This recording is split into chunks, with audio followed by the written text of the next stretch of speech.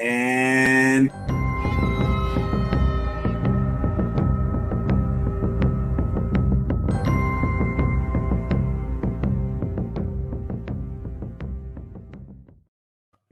with that way, then that means that everybody ain't saw it yet. Because when you hit live, it got to build up a little bit. But anyway, Yaz is here. What's up, Yaz? Tom, you know what? Let's do it like this. Good morning. I said good morning. You already know what it is. It's a bright and early Saturday where we want to talk all things Blerd. I got my homegirl Yazzie, fat nasty. What's popping, Yazzie? Hey Vince, what's going on? Hey guys. I'm good. I'm goody. We got bad tie bricks with all the black superheroes in the backdrop. I see you, bro. Ponytail all slick. What's popping? Name Slick Back, aka Bad Tie, aka the light skinned bandit, aka the double chain rocker. What they do, bro? All right. Might have went too hard on it. Might have went too much. That's a little too much. All right. Yo, what up, everybody? What's good? Another week. What they do? Speaking of light skin and good hair, we got Tyrone in the building. You know what I'm saying? Repping team DeBarge. Hallelujah. AKA Captain America. AKA the light skinned Bin Laden. I don't know. That came out of nowhere. I don't know where I'm getting. I don't know where all of this just coming to me, bro. It's just coming to me. What's going on, Tyrone? What's going on? What's up, man? That's all right. You got all SEAL Team 6 on me shooting, shots fired and stuff, but it's all good. I appreciate it. Yeah, man. And you know how it is, man. We having a good time. Yo, first thing first, was that the season finale? Or that was the season finale? That was. So, I mean, are we feeling the bat suit? Are we feeling the red, white, and blue Birdman fly in any weather?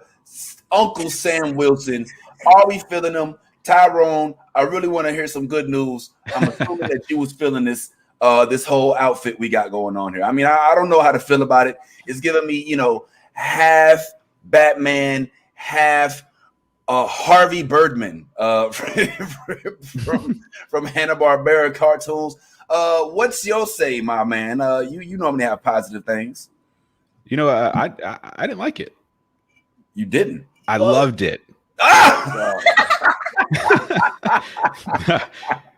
No, actually, I really did like the outfit. I thought it was exactly what we could expect from a Falcon version of Captain America. It's super comics accurate. Like it might be one of the most comics accurate costumes in the MCU right now, and that makes me hopeful for all the upcoming stuff. The way they're hooking up Wanda, the way they're hooking up Sam. Like we're gonna have some crazy looking Avengers coming down the road. I'm excited about it. Tyleem, you feel the same? Oh, I definitely feel the same. If not even, I think I might even feel more strongly about it. I think after seeing the costume last night, I would dare say that his costume is the best costume out of everybody's right now. Wow! Like that costume, the way that they kind of melded it together, like that is dope. Like everything on screen with the costume and all that it can do, and all of that shit I was like, whoa! I love it. I love it. Really? Oh, absolutely. Yes, you feel the same way? I honestly, I did not think that they were going to go in that direction with the suit, but that shit is boss as fuck.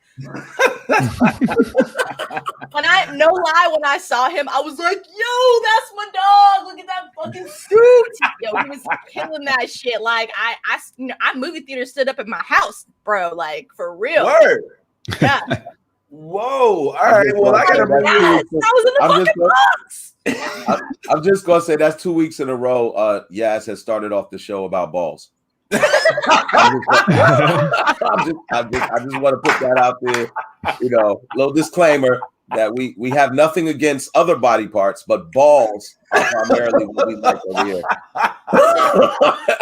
On the new Blerd. Yo, look, she put her words where her mouth is. I don't know if that came out right. That was kind of bad. Technically, if you think about it, you know, with my anatomy, balls are kind of my enemy right now. If you know, I want to be like true. I mean, it all makes sense, right? I don't know where we're going with this. We were talking about Sam Wilson here. I'm really curious to get my man. We have, ladies and gentlemen, as you all know, from the one and only Soapbox itself, the man of the hour, the only one who could give us this true insight. Tell us what the black people think about my man Sam. What's going on, T Jizzle? What's going on, TJ? What's going on, y'all? What's up, man? Thank you for having me once again. Shout out to Wakanda and Africa for once again importing to the United States and giving goods and services. Appreciate that. See, yes, that's how you start off the show without talking about balls. You see, there was no balls in that intro. Did you see what Look at Lisa's comment. Oh, all right. Yeah, check this out. Lisa, our oh my God, that was so great. Yo, look, that ain't me. That's all Yash. You the only one saying something about that. Yo, TJ, man, I gotta hear how you feel. I know this is a Wakandan suit. We have the good folks of Dora Milaje to thank for giving us an all vibranium suit. My man is scrolling through the air. He's doing the double barrel roll from Star Fox. What's going on, man? How you feel about it?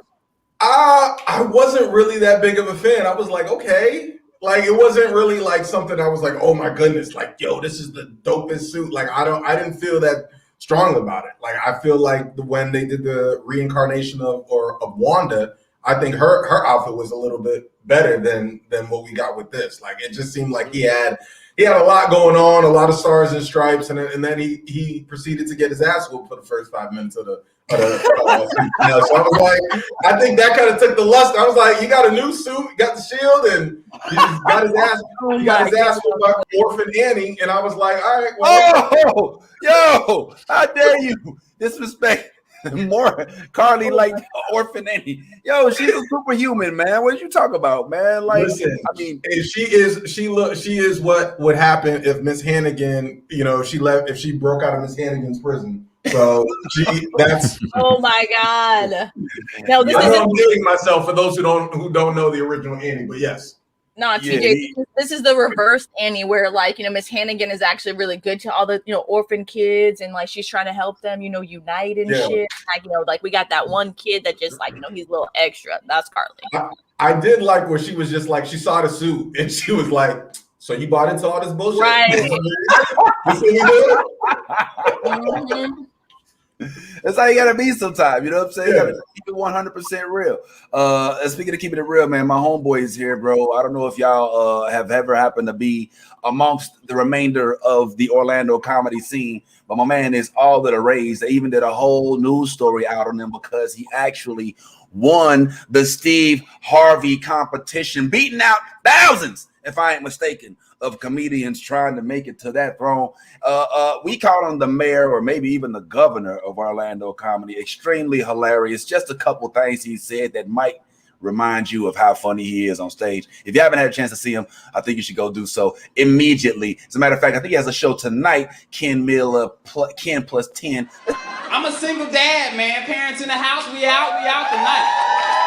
I'm a single dad. I had to do the tooth fairy thing. You ever done the tooth fairy thing, man? My ex-wife was like, you need to give your son money for the tooth, so I gave him 50 cents. That's the same thing she did. She laughed.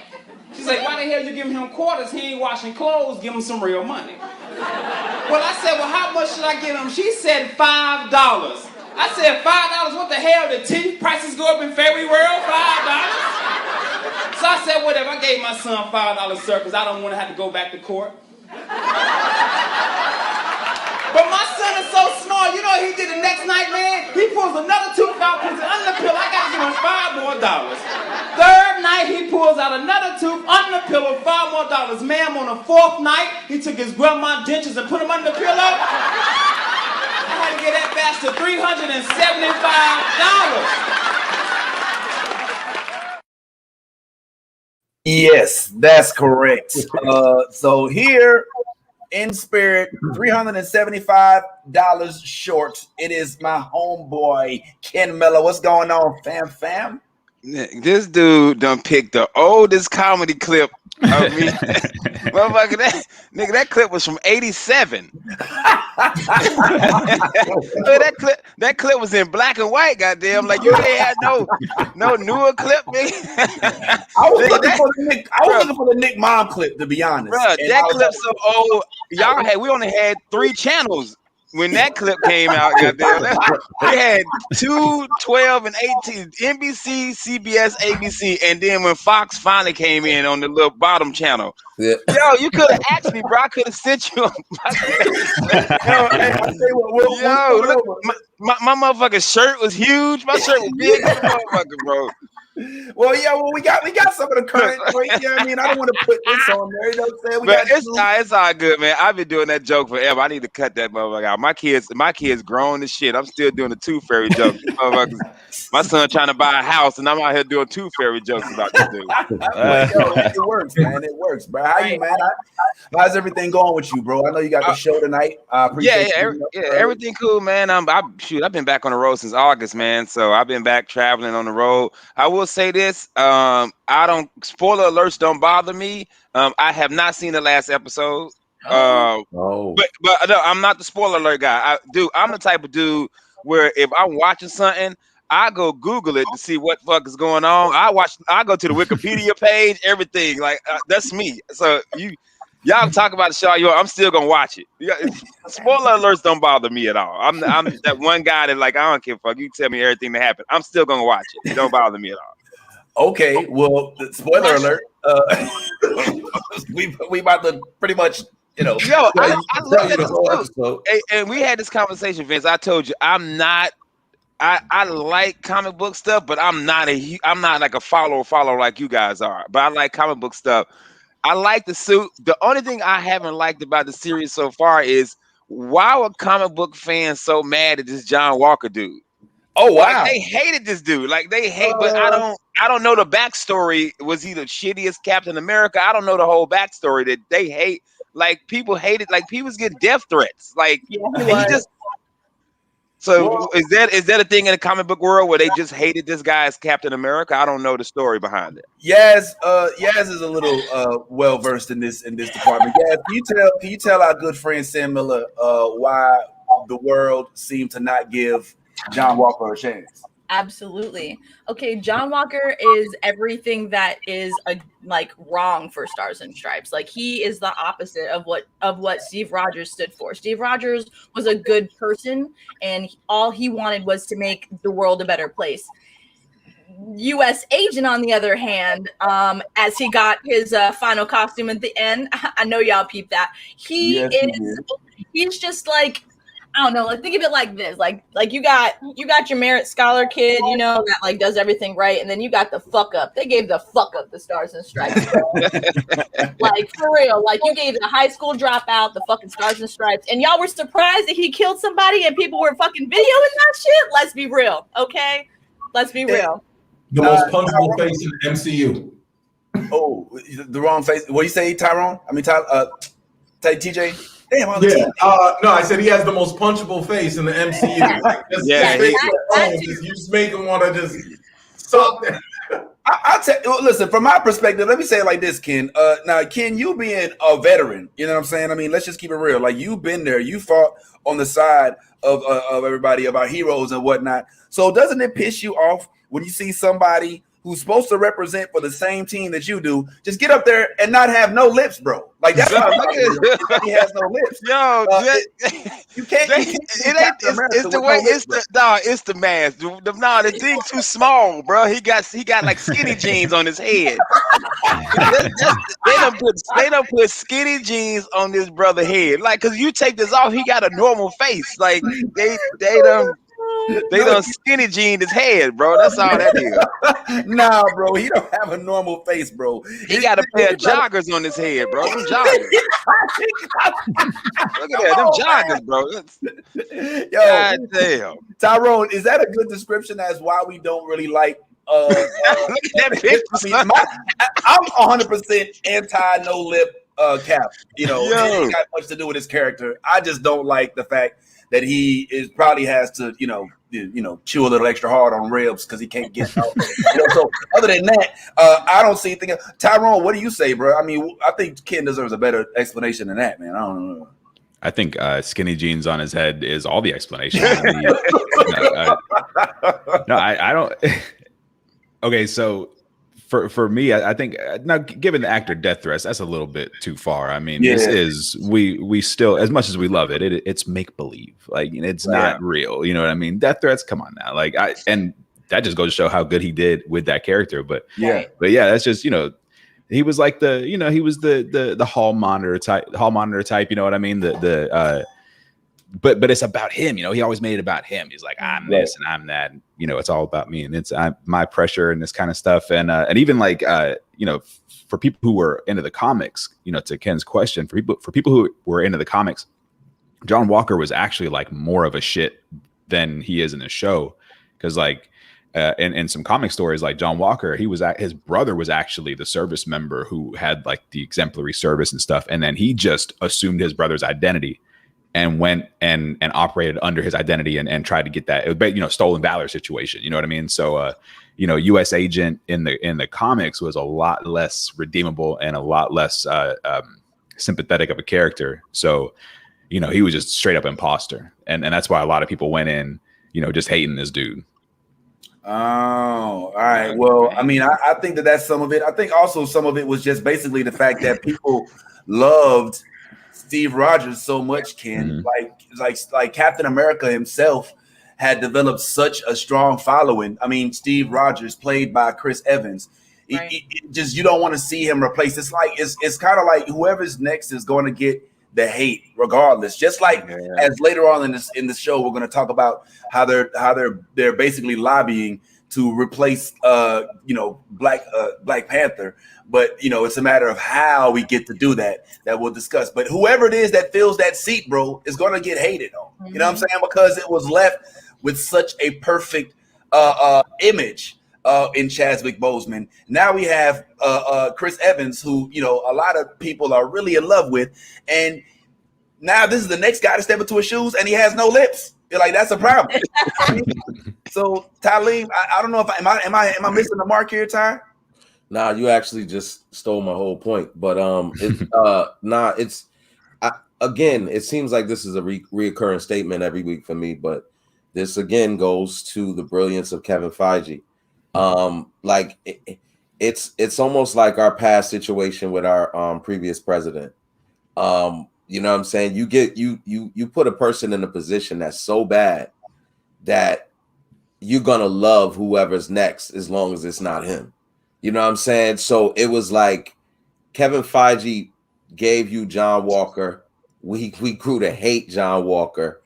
And then he gradually, built us up with all of the, the backstory and everything going on with society for a Sam, and set the stage for Sam. This episode for me was brilliant all the way through, just in the way the dialogue was. And, the moment where, I won't jump ahead, but there was a lot to unwrap in this episode, and I'm sure we're going to get to it.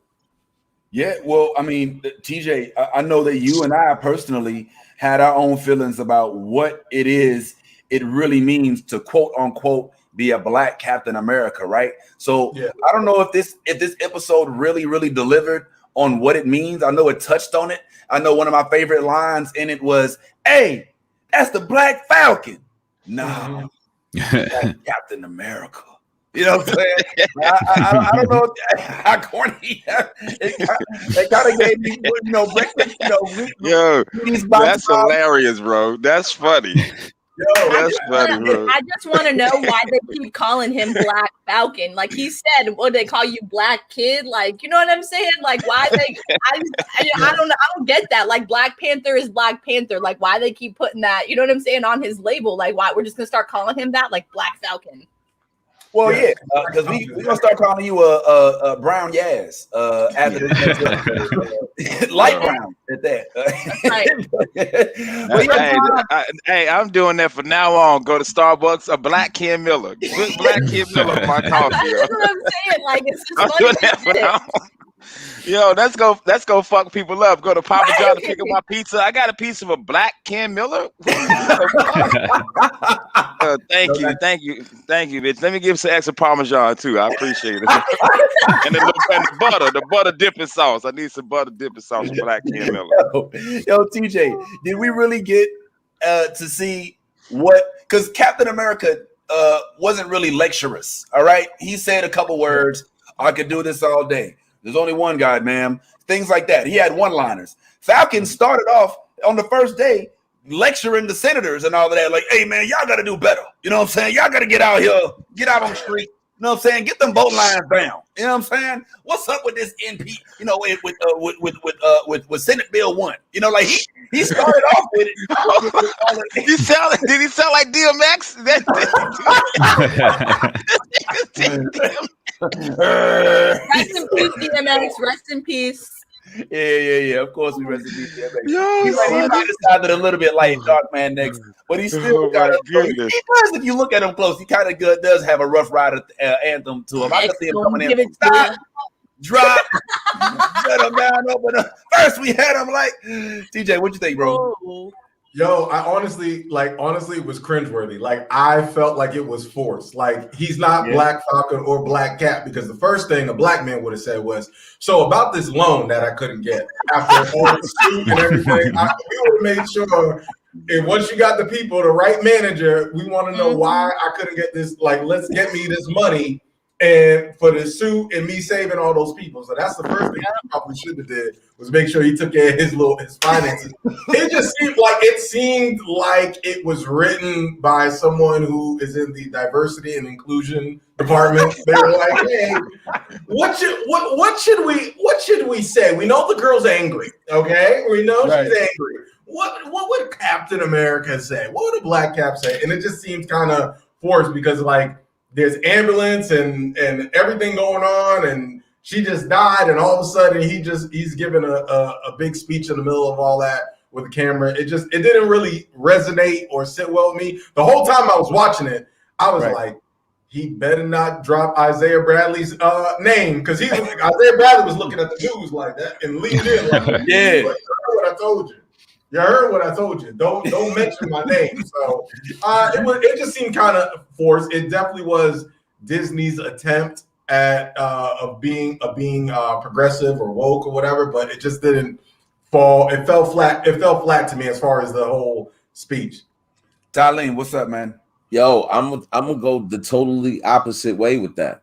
Because like when I watched it, not only did it resonate, but I like at that moment, I felt like, again, the director was trying to capture a moment where it is that, like, the whole purpose was, it is a whole bunch of stuff going around, like it's going on at that very moment. You know what I'm saying? It's a lot of mayhem. It's a lot of turmoil because of what the Flag Smashers, were planning. And at that very moment, you realize that Sam, in his emotional state, just kind of just lets it all out. You know what I'm saying? Everything that Isaiah Bradley told him is for that moment. Everything that Carly told him is for that moment. Like, so everything that I saw from him, to me, felt different. Like I was like, okay, I feel that. You know what I'm saying? So I have to disagree with TJ with that as far as it just feeling cringeworthy. I thought it was pretty. Actually, I thought it was one of Anthony Mackie's better performances. And you're not really big on him. You know what I'm saying? I think he's a good actor. I don't think he's a great actor, but I think that was like a really good performance for him at that very moment. Yeah, I did think that he did come through. This series has done a lot for his range, even though he's playing a character that we already are familiar with. But I mean, but this one allows him to soar. The only issue I think is that this comes with him having to take the mantle of Steve Rogers. You know what I'm saying? And I don't know, Ken, did you watch the Avengers movies? Oh yeah, dude, like a million times. Okay. So if you watch the Avengers movies, then you probably have an idea of what it ended like and how Steve actually gave him the shield. But what they address in the show, as you've been watching, is that they didn't really expect it to be something that a black man would have to wrestle with. You know, and they kind of introduced that through this guy named Isaiah Bradley. I don't know if you're familiar with Isaiah Bradley or not, but Isaiah Bradley, I'm learning about it from somebody else because I didn't even know there was a black. I thought Black Falcon. Right. I thought Black Falcon was the first Black Captain America till I went in Wikipedia and realized this guy was, and then I was asking somebody, did he really go through all of that the show is talking about? Did he really get experimented on? Did all of that really happen? Yeah. Actually, in the first Captain America, the very first Avenger movie, there were hints of that happening in that storyline. Yep. But the way Marvel works, it's all like, you know, cookie crumbles and you know, and Easter eggs and stuff like that.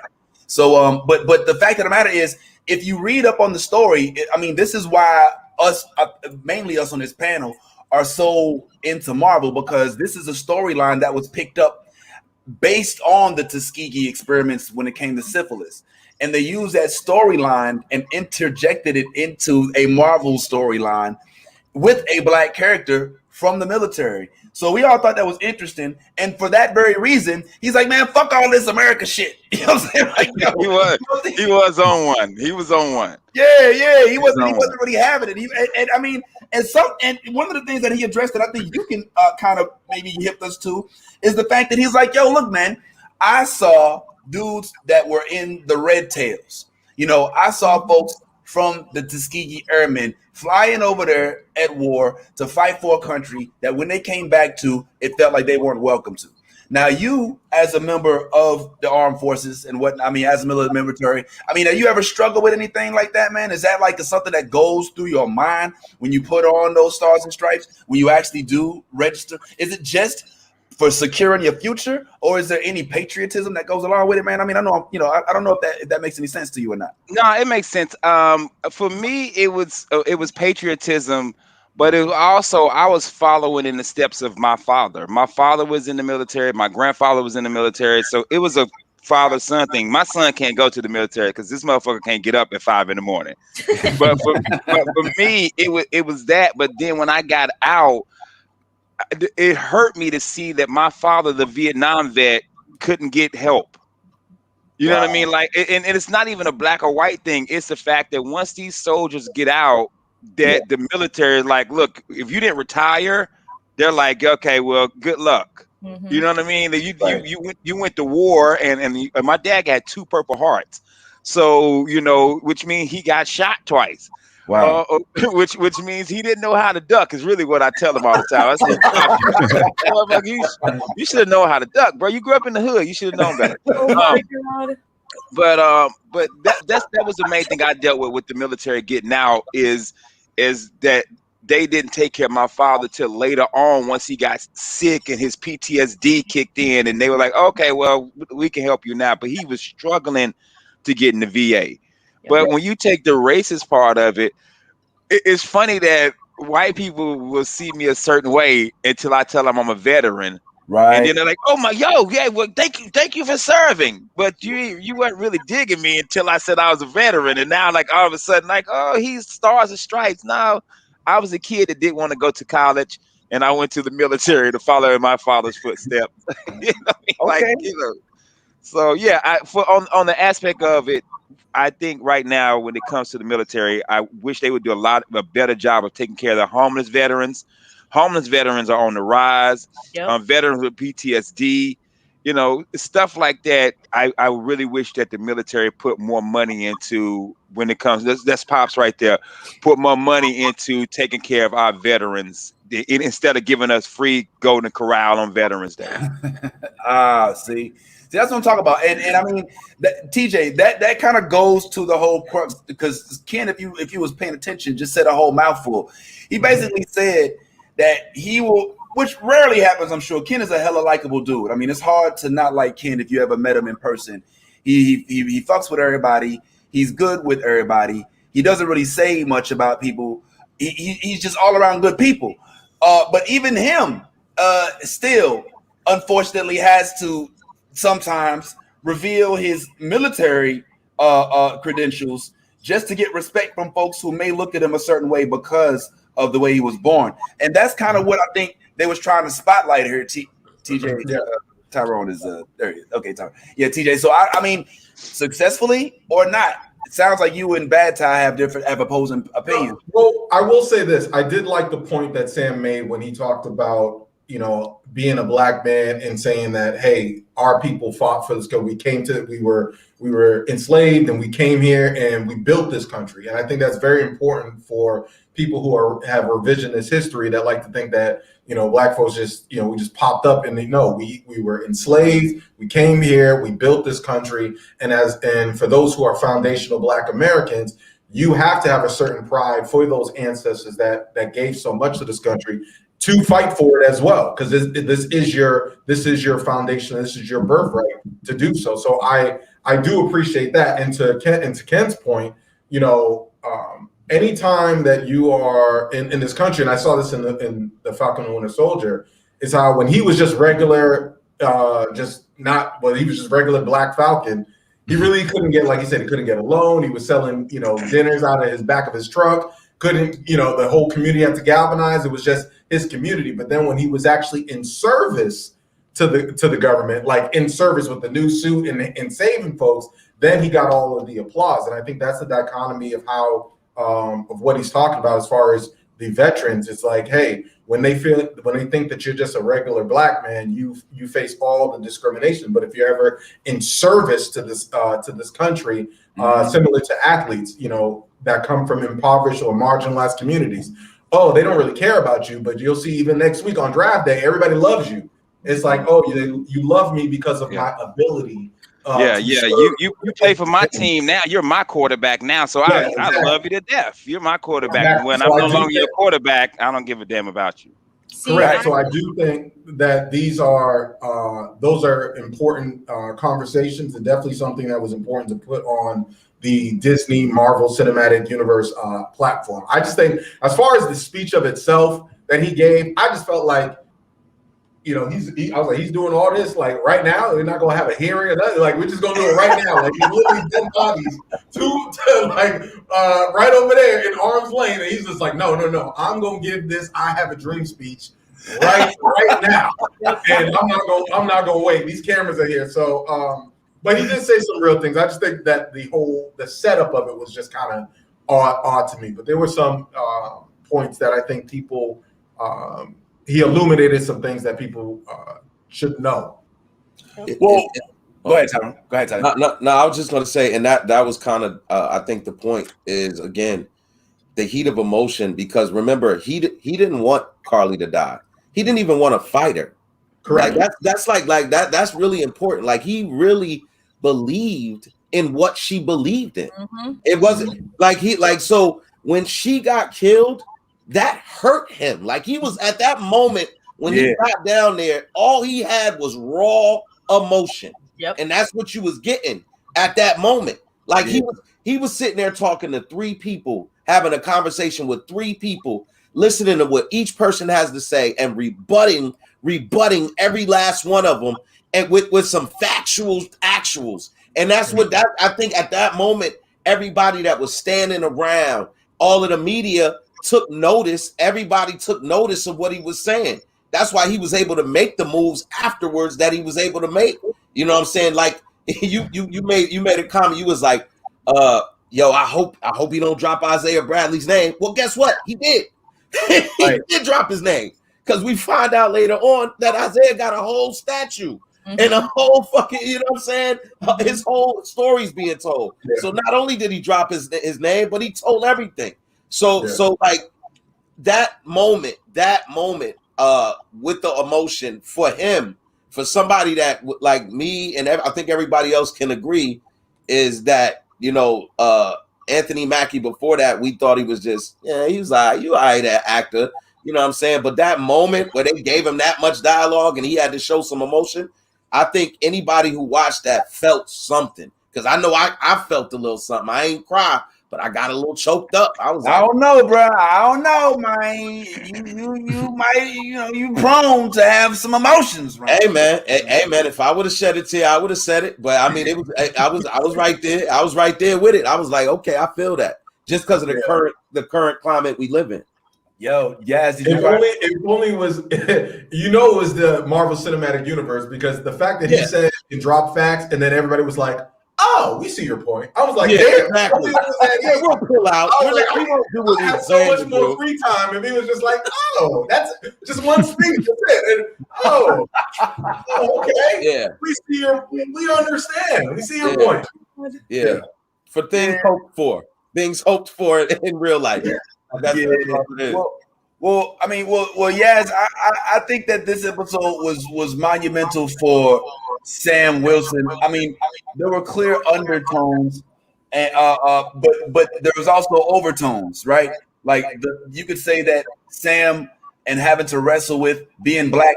That was one of his lines when he was talking to the center. He was like, "Man, you just don't understand." He's like, "Man, I am a black man with the stars and stripes." Yep. Yeah, you know what I'm saying? And he basically was like, "Listen, are you gonna tell me I don't know about the struggle?" Mm-hmm. And TJ had to say, he'd be like, "Man, I got kicked out the bank the other day." And had people that babysit me. And wanted a picture with him too. You know what I mean? And now he's got the onus of wearing the same uniform that this guy wanted to wear so bad, that was on paper, like he says in the show, blue eyes, blonde haired, Captain America. But that's not who he is, and he has to represent the way he is. He has to do it the way that he is. So, I mean, yes, do you kind of understand like why it is that they're giving him a monologue, and why it is that it's so important that he says things and he gives his deference as his own Captain America? Yeah, I definitely do. No lie, I just want to like hats off to Marvel, because this whole series it touched on some real life shit that a lot of people are very, I would say, blind to. I wouldn't say ignorant, they're just blind to it. You know what I'm saying? Like, right. I mean, in their own way, you know what I mean? Everyone's blind to certain things, so and it brought it out in a way that people can really empathize with the other people that are going actually through this stuff, and like, they've been watching it, you know what I'm saying? So I definitely think that Sam, at the ending scene with him just expressing everything, I feel like it was amazing. I agree with Ty. It was amazing. Like the way he basically, like you guys said, he broke down what 3 people basically have fought for, and no one was seeing their fight. No one was seeing their whole point and why they were fighting. And that's what he was saying at the end. He was like, have you guys even looked really at why this girl is fighting for this? Why so many people are behind her? So many governments are behind her. And like that's what they were saying. Like, he was basically saying like, how do you guys not see yourselves as the terrorists in this moment? And that really kind of hit at home, because you got to think about it, like what happens all the time in the media, you know what I'm saying? Like what do we constantly see every day on television? You know what I'm saying? We see stuff that shouldn't even fucking be going down. And that's what Sam was basically trying to say. If we just step back and like just take a look at things and how things could be different on the other foot. He literally said to them, you guys are the bank. Wow. He literally said that to them. You guys are the bank, and you guys have the power to do everything. You choose not to. You could literally feed 1 million people with a phone call. You choose not to. Yeah, that's real.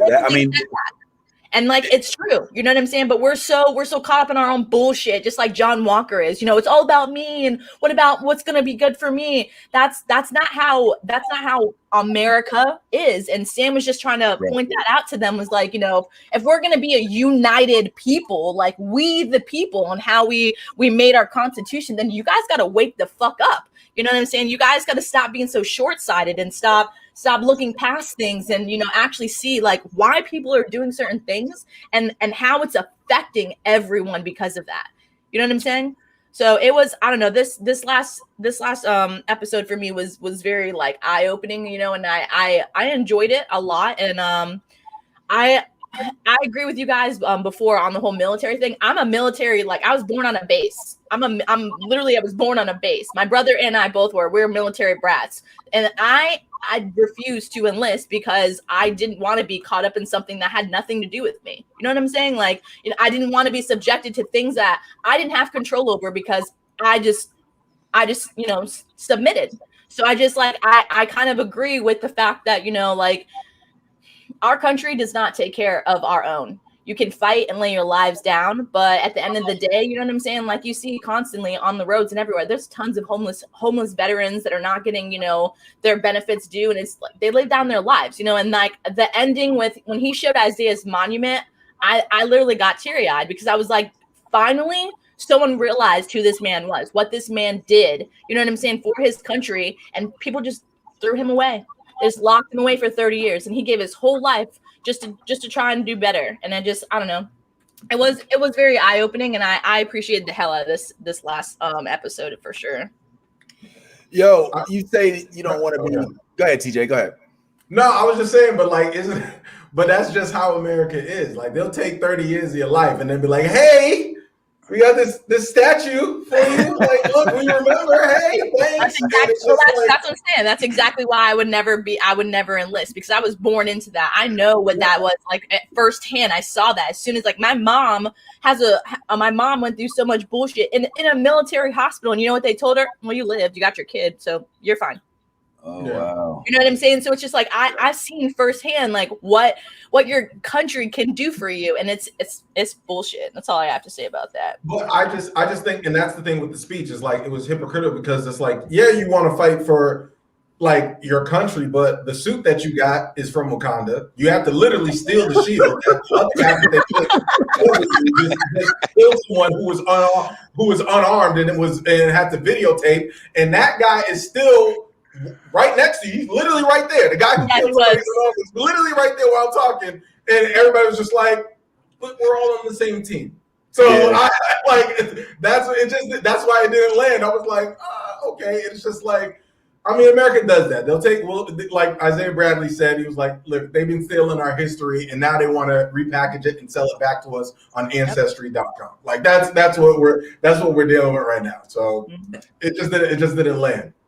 Well, I mean, I think Yaz has a lot of good points. I didn't know that Yaz was born on a base, by the way. That's breaking news. I was, and so was my brother. I was born in Governor Fort Drum. It is a lot of military people know where that is because they call it the hell. It's hell. They literally do the worst basic training there, and that's where I was born at.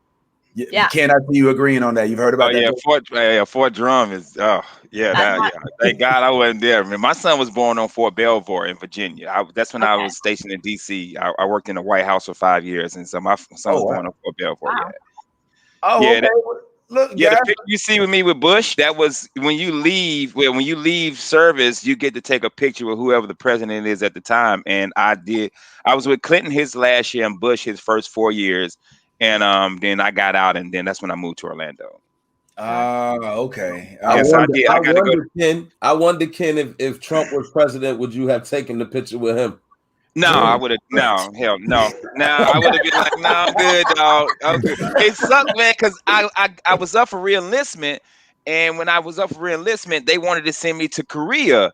And I was like, man, I've been wearing a suit and tie and traveling with the president. You know, I got to go to 42 states and 9 countries traveling with the president. I said, I'm not going to Korea and get back in the dirt.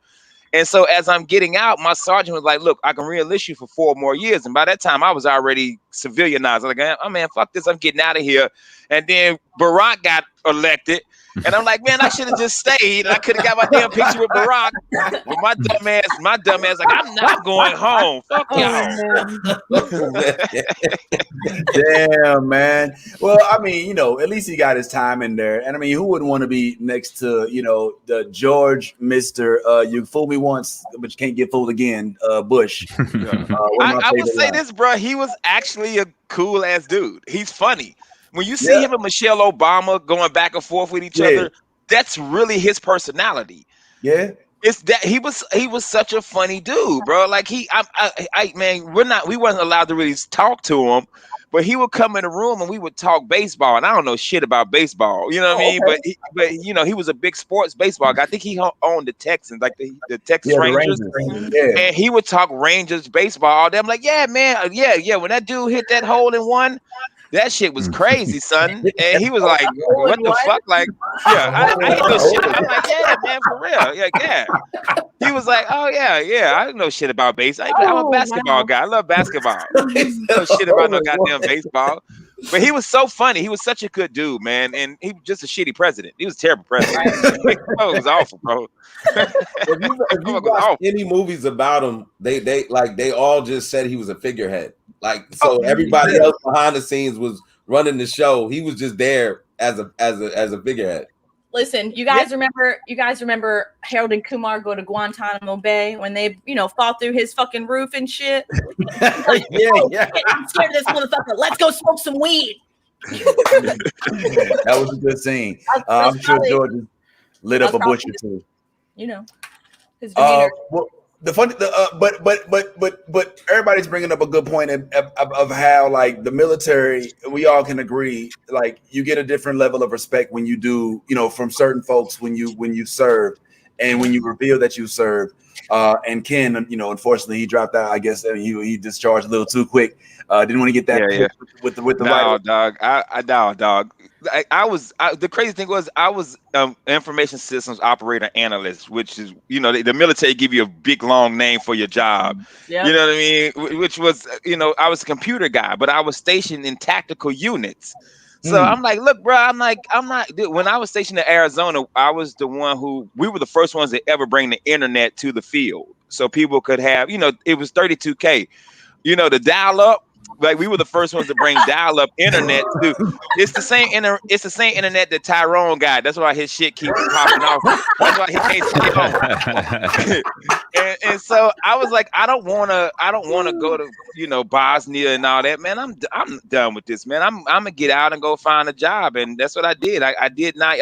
I was only supposed to do 6, and I re-enlisted for an extra 3. And once I hit my 9, I felt like I did enough for my country, as they say, and I was gone. Now I work for T-Mobile. You see the shirt in the background. You see you representing for the team T-Mobile. That's free advertising. I thought that was sponsorship. I thought it was sponsored. Oh yeah, he's sponsored that house. I work from home, and you know, I work for Nextel, then Sprint, now T-Mobile. I've been bought by everybody, and so we had our team meeting, and if behind that shirt is actually a North Carolina anti-Aggie shirt, you know, HBCU shirt, because I did a podcast a couple weeks ago with these kids from A&T. You know, I'm from Greensboro, that's my hood, so I had that shirt up. So when we had our team meeting, I was like, shit, our GM gonna be on, so let me throw the T-Mobile shirt up. So it depends on what it is. So if I would have known this, I would have threw a Black Panther shirt or something up. It depends on what I'm doing, is what shirt is behind me. It depends on what podcast. I've done like 400 podcasts in the past 30 days. So and I forgot to change the damn shirt out. I just noticed, like, shit, T-Mobile's still up there. So man, hey, rep your click, bro. You know what I'm saying? Even with the headphones, it's good to see that you can take. That's my work headphones, bro. Clearly, it look like you took a break. Hey, y'all, I gotta do this podcast real quick. I'm gonna log back in. That's what it looked like. He looked like he just stepped off of his, like, he clocked out. He might be getting paid right now. T-Mobile, don't be watching this. This was hey, don't be shocked. Don't be shocked if I'm like, hey, thanks for calling T-Mobile, like, doing this podcast, and I'm pretend like I'm, hey, thanks for calling T-Mobile. How can I help you? I was saying, is this podcast being recorded for training purposes? Well, in addition to us realizing the weight that Cap has to now handle And I don't even know. It feels weird even. Like, I ain't gonna lie. When you speaking about cringeworthy things, TJ, I thought that this episode was fairly good, but there were some very cringeworthy moments. I want to keep it real. I'm not that sold on this uniform. I still think it looks a little. It looks like he's ready to get super soaked with the goggles and all of that. I like the vibranium, and I like how he was able to kind of cuddle into a Ninja Turtle shell when the car came down on him. But what I didn't like was like how he embraced. I didn't like the fact that he had to call himself Captain America. I think that they should have let him be labeled Captain America. I didn't like when he bust through the window and he was all like, "Hey, hey," and it was like, "Who's that?" And he's like, "I'm Captain America."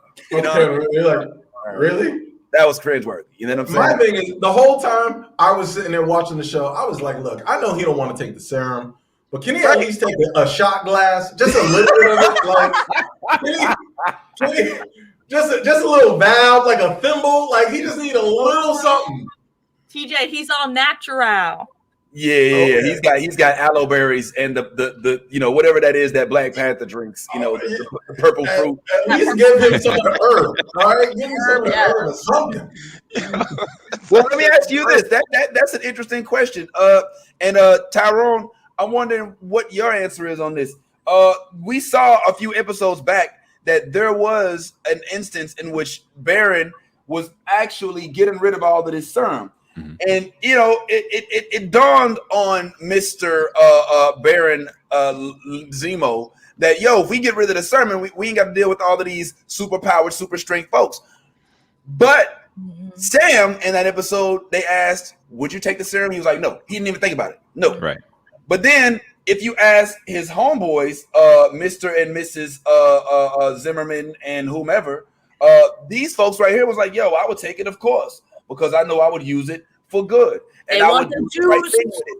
So my question for you is, who on this panel would actually take it? Tyrone, I get the sense that you probably wouldn't tell us, but you might do it in secret.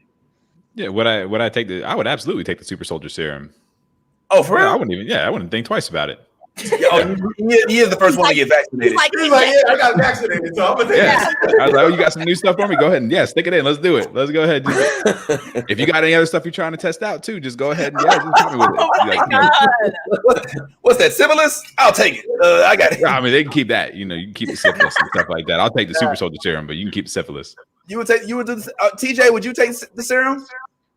I'm not saying I wouldn't. I would just let a bunch of people go first. I'll probably dip my finger in it just a little bit, just put some on my gums, but I would take the whole thing. Yeah. Ken, would you take it, yo? Nah, I couldn't, man. I would be a bad guy. I got too much childhood trauma that if I took the serum, I'm gonna fight everybody. I'm fucking everybody up. I'm whooping ass. I'm in therapy. Matter of fact, I gotta log off here in like 20 minutes because I got therapy. And I don't need it. The super serum bring that anger out of me, man. I'll fuck a comic up with talking shit, bro. I'll whoop a comic ass. Believe it. I believe that. Yeah, you know Sin Miller, bro. Sin Miller really be bad on the serum. I'm already crazy on the Crown Apple. But the serum, shit, somebody getting their ass whooped. I'm a witness. I've seen it. Don't let a motherfucker go over the light with Ken Miller on the serum. I kicked their ass through the goddamn stage. Hey, and you know the improv got the brick wall. I kicked their ass right through the brick wall. He went 300 kick ass. 300 kick ass, a 300 kick, yo. This is Miller. Yo, Tyleem, would you take the serum, bro? Absolutely. That's not even a question. Yo, if you take it, I'm taking it because he's gonna go crazy. I'm gonna need protection.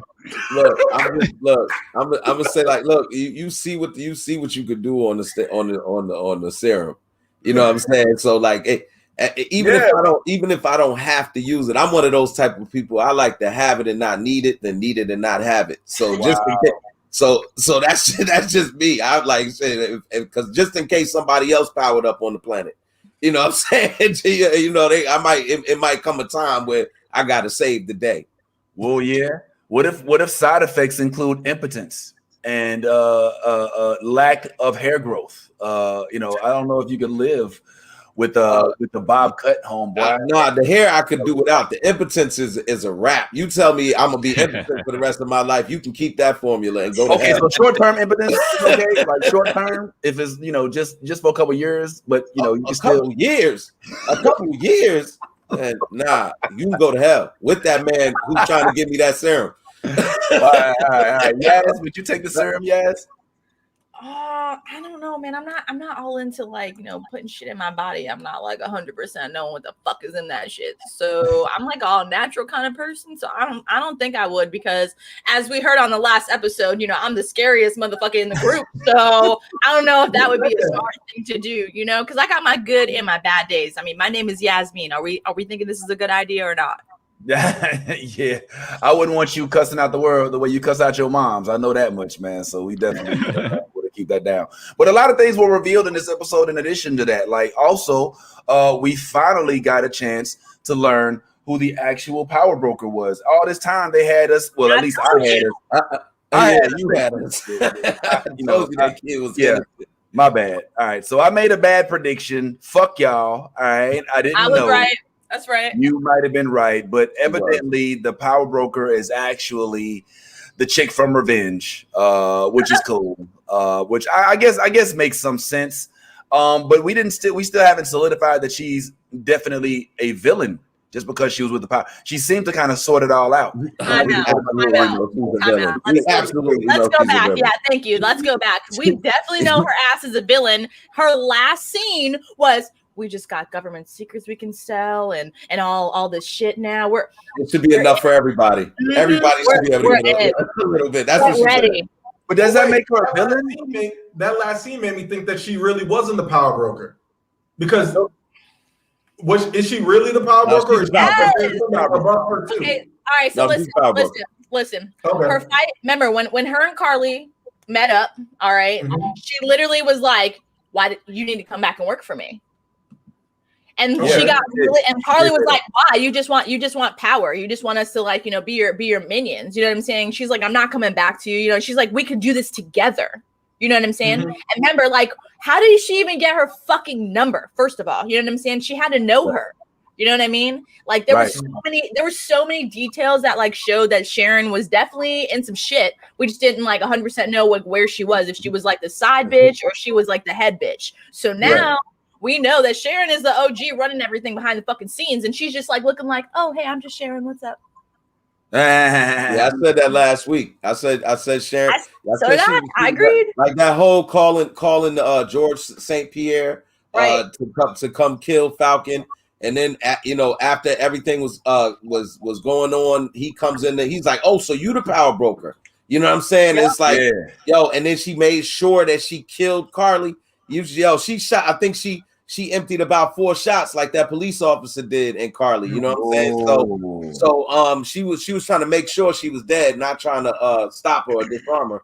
I'm just saying, like at the end of this episode, when she walks out of there with that little sinister smile, because villains like they always got that little sinister smile. That little Loki does it. Everybody's got the little sinister. We saw Zemo with the little sinister smile. All of them got the sinister smile. Yeah. And she comes out talking about things have changed. I'm now in a better position. We're gonna have access to all these secret programs and all of this government equipment, and it'll be enough for everybody. So I'm like, damn, is she Hydra? Is she part of Hydra, low key? Well, how does that make her the villain though? Because they want all of this power. I mean, the United States government wanted the power from the get-go. Like they're the ones that seized the Tesseract. They seized the shield. Like they have Captain America type people on the payroll. Right, so but Madripoor, Vince, is the black market.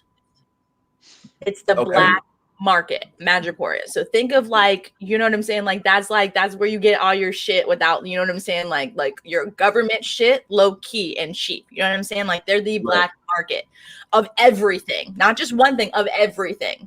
Okay, so like that's like what he's saying, that sinister look when she emptied that clip at the end. It was more for because she wanted to make sure that Sam was still going to hold his end up and make sure that he did her pardon.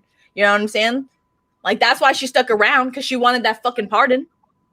Oh, well, I mean, did she get it? Yeah. Yeah. At the end of the episode, like before she's walked out on the phone, there's a scene with her in court with the government, and they're like, we're thanking you and the Carters for all that you know, all your family has done for this country, and you know, it's a real honor to welcome you back into the United States, and you know, Agent Carter. Yep, Agent Carter, and they fully pardoned her ass. Yeah, like they're saying they literally said it. We fully pardon you. Welcome back to United States, Agent Carter. We even have your position available in your same, you know, that in the same department that you were working in. You know, we're excited to have you back. And she's like, and then they asked her like, you know, are you ready to come back to the United States? And she's like, thank you.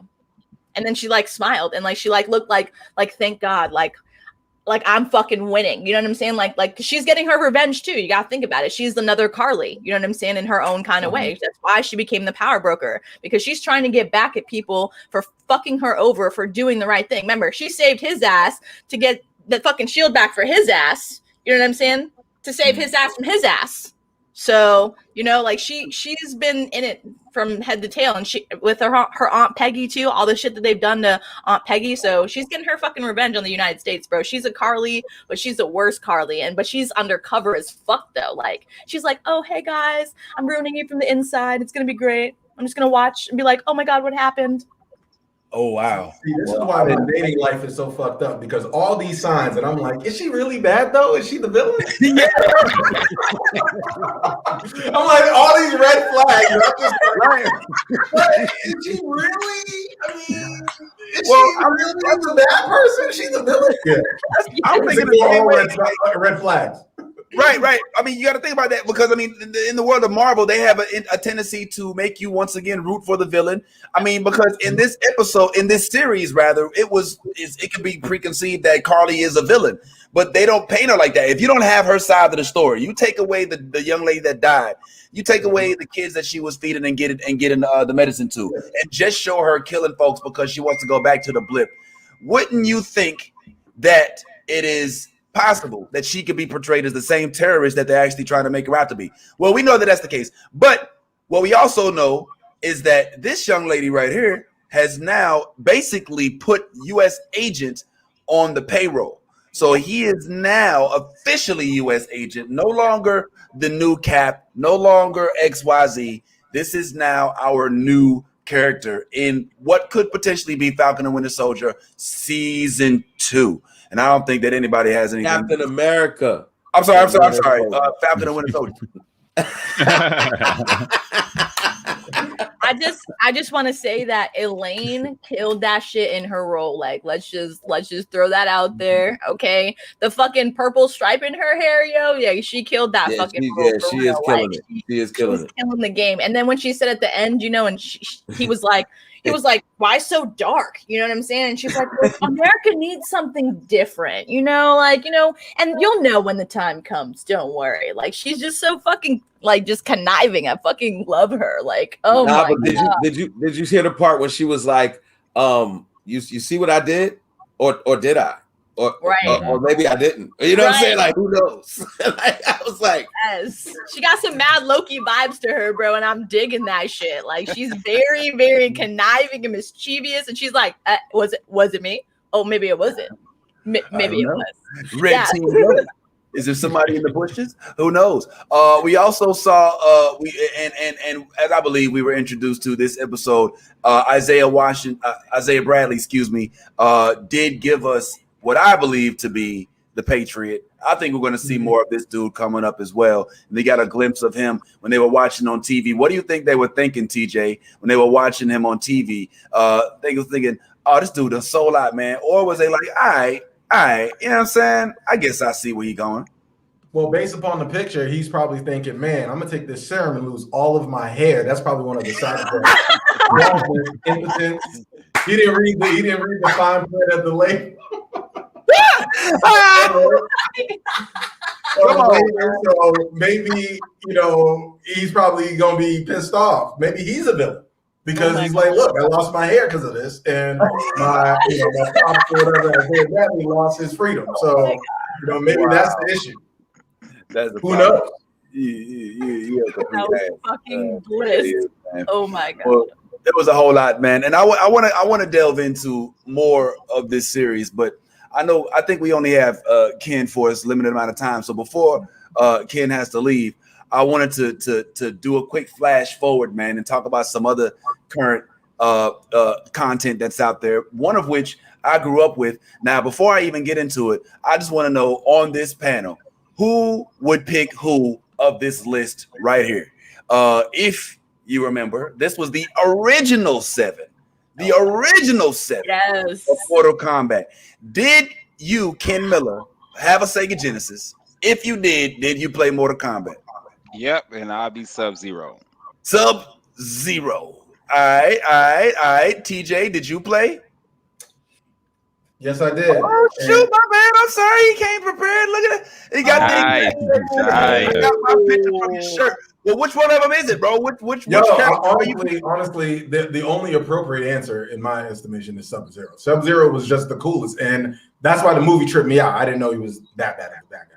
I'm sure you'll get to that, but yeah, my Sub-Zero was my go-to. My brother, who I played with, my cousin, they always like to pick Scorpion because of the whole get over here thing. But I was in the corner with the AB, up, down, up, down. You know what I mean? So tell me, let me guess, Tyrone, Sub-Zero is your character? Nah. No, I actually went Raiden all the time. That was my go-to. Suck a bunch of Yes. Okay, all right. Tyleem, did you play Mortal Kombat? Yeah, and I was always rocking with Scorpion too. That get over here was it for me, and that little jump kick, the little bicycle kick John he had, or the little spin kick or whatever that was. Oh yeah, the little joint he went through the wall. Now, yes, back in the day there was this thing called Sega Genesis. I cannot. I have one still. Stop your shit. Okay, my mom still has one at her house. Stop your shit. Oh, your mom's got one like in a glass antique case, showing off things that memorabilia from the 90s. That nostalgic shit, yeah. There was this game called Mortal Kombat. We used to play it on a controller that actually hooked up to the console. There were no batteries in it. We couldn't play it for days. All right, and we didn't have to log into it or have the internet to play it either. And we would play it for hours and hours on end. Matter of fact, once it got to Mortal Kombat 2, in which we had these characters, I recall riding my bicycle to this thing that they used to call the arcade. Yes, back in the day. There was this thing called an arcade with a bunch of video games on the inside of it that you had to pay to play. And I remember I spent. Yeah, it was crazy. This is like ages ago. I think like 90 something, like it cost 2 buffalo nickels. Way before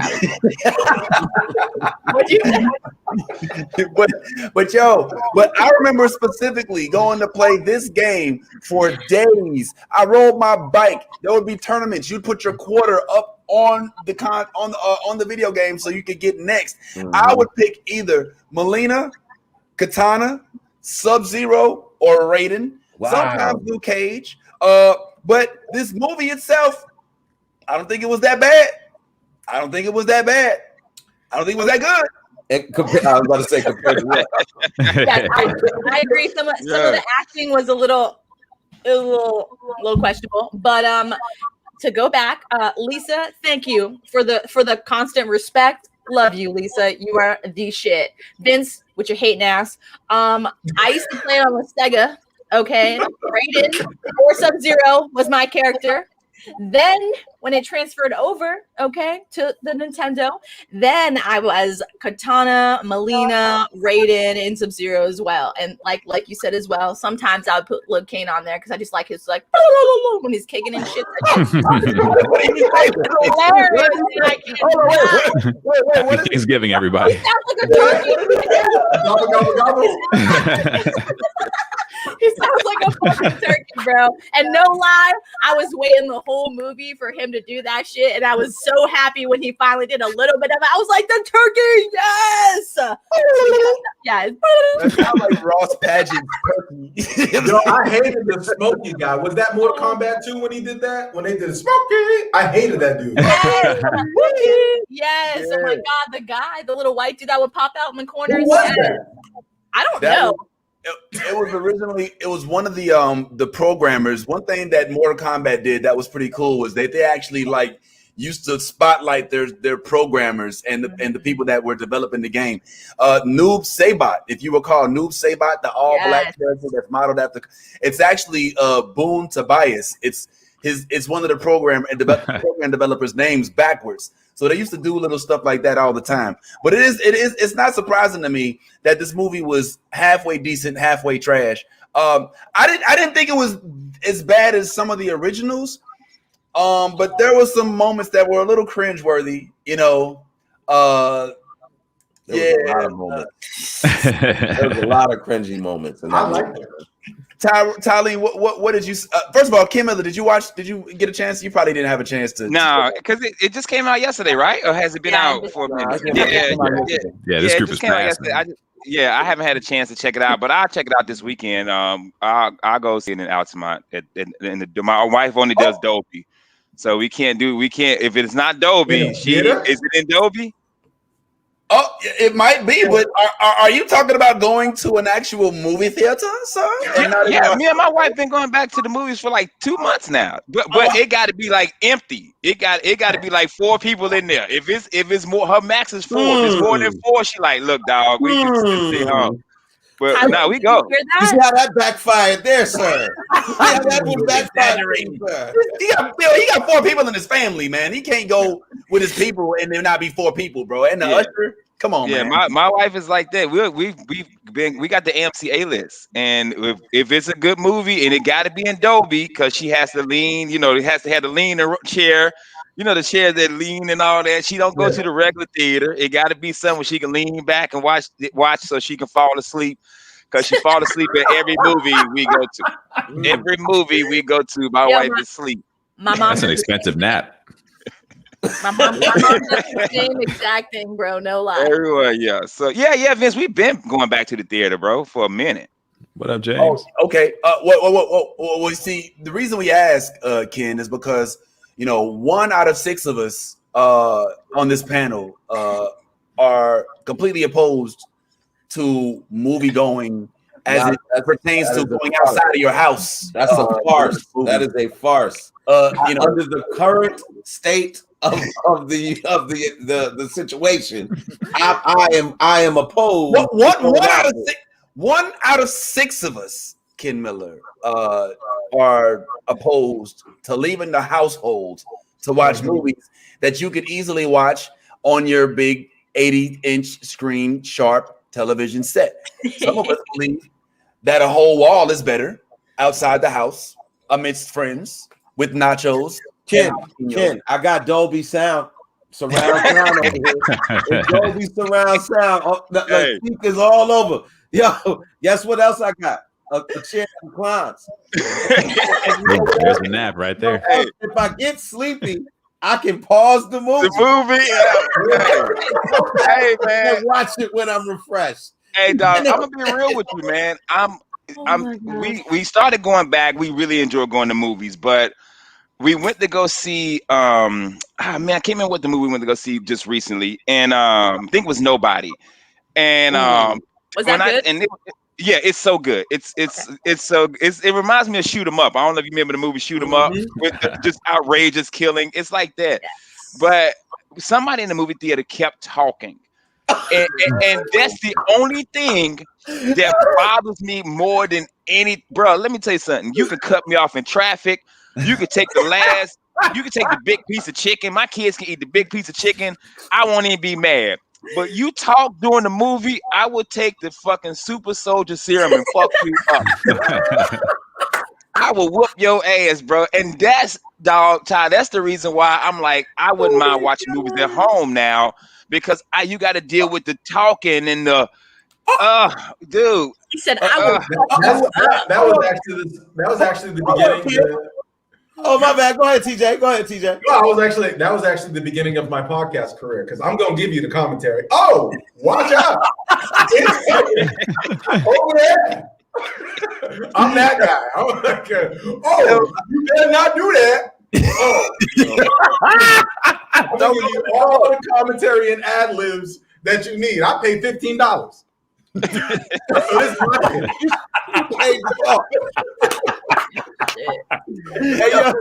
This is literally making my fucking whole point. Like, this is when you asked me about why I prefer to be home than go to the movies. That was my primary reason. I said people talk, they bring their babies, they do weird, dumb shit like to a fucking movie that you came to see. You was like, oh, so, it's all good. That's part of the movie. No, not all the time. Some movies you don't want it. It be some people be talking and answering their phones and they shit going on. Even though before the movie they say turn your motherfucking ringers off. But people still be like, oh no, if it's an emergency, if the kids are at home, I gotta pick this up. No, fuck that. That's why I stay home. First of all, there are different times to go to the movie. All right. And there are different movie theaters to go as well. Like Ken may have had a lot of talking, but that was probably in the West Oaks Mall, not the Altamont Mall. You know what I'm saying? Because there's a different type of population over there. You can go during the day, get the matinee. You don't got to go Friday night when the teenagers are out. When the teenagers are out. Punching and stuff in the theater. So it's not necessarily about the experience you having when you're trying to do it when everybody else is doing it. It's a matter of Hey, dog, let me tell you something. West Oaks is the best mall to go to see a white movie because ain't no black people gonna be in that movie, bro. If you want to see a movie that's a white movie, take your ass to West Oaks Mall. Ain't gonna be and all they theaters got reclining seats. So you can go to West Oaks, but if you go see something that got Medea in it, don't go to West Oaks Mall. You gotta go to Altamont. Yo, I saw Black Panther twice at the West Oaks Mall. And I loved it at that mall because it was like watching it with a stadium of people watching the play. You know what I'm saying? Like, oh, T'Challa, no! Like when they threw him off of what y'all like, no! You know what I'm saying? Like, yeah, everybody stood up and was clapping. We was all in our dashikis, straight to I loved it for that particular reason. What up, TJ? Yo, this reminds me of Bad Ty. His take just reminded me of a time in the movie theaters where there was a baby crying. And throughout the movie, and somebody yelled out, "Will somebody shut that baby up?" And then somebody was like, "It will if I shake it." And the lady took her baby and left her. Oh my god! Yo, this is at West Oaks. This happened at West Oaks. I swear. Yo, Ty, what day was that? Ty, when was the last time you was at West Oaks?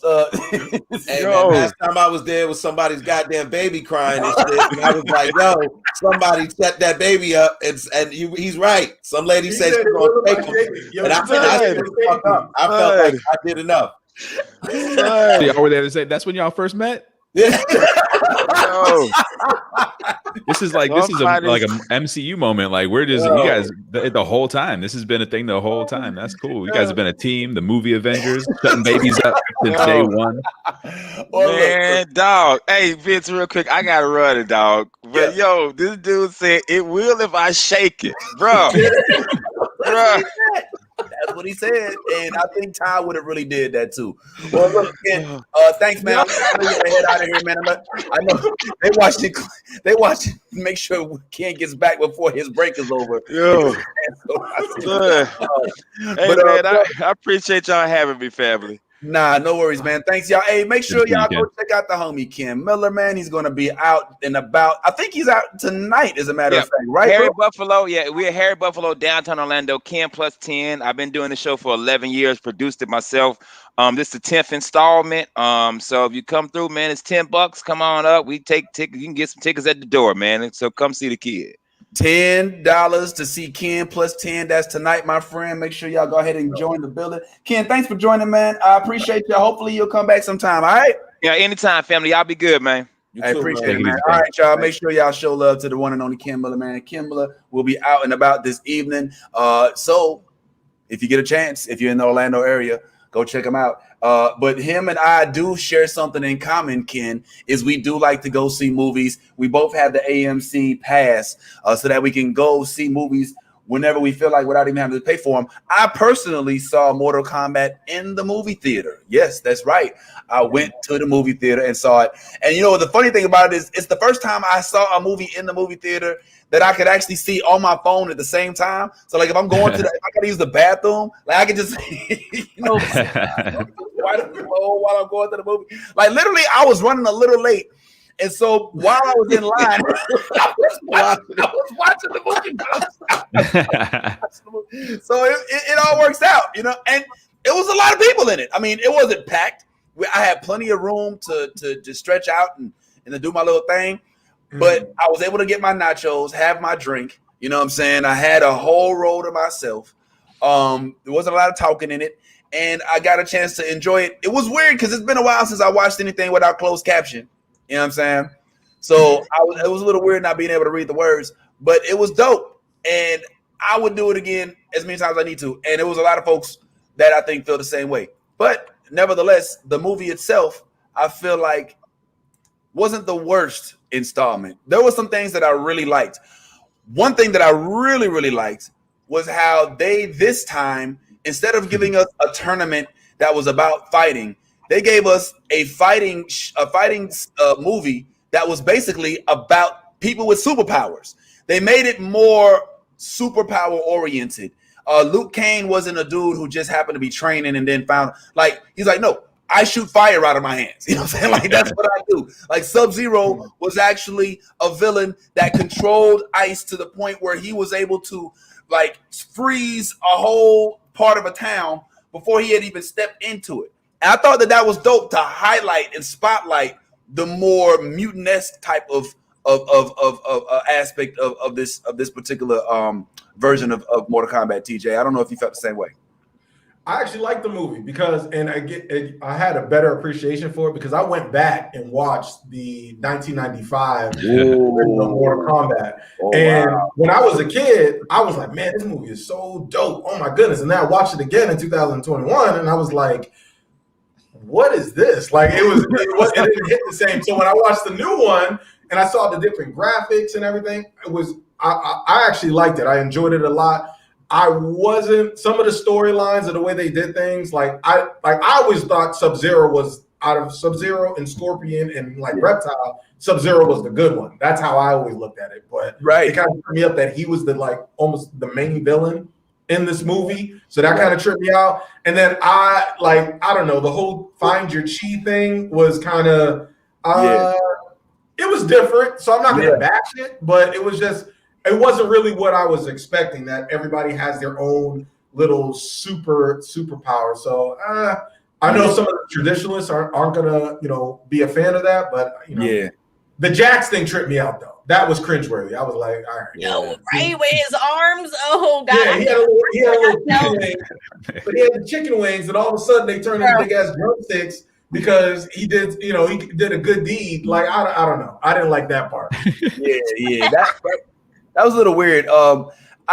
Tyrone, you saw the first Mortal Kombats, right? Like the one where Christopher Lambert from Highlander was rated.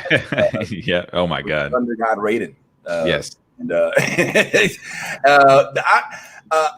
me tell you, when you want to know my favorite part, I want to say my favorite. One of my favorite parts of this series, which I don't have any footage, I don't even have any pictures, but you had to use your imagination, was the depiction of Reptile. The Reptile depiction was spot on.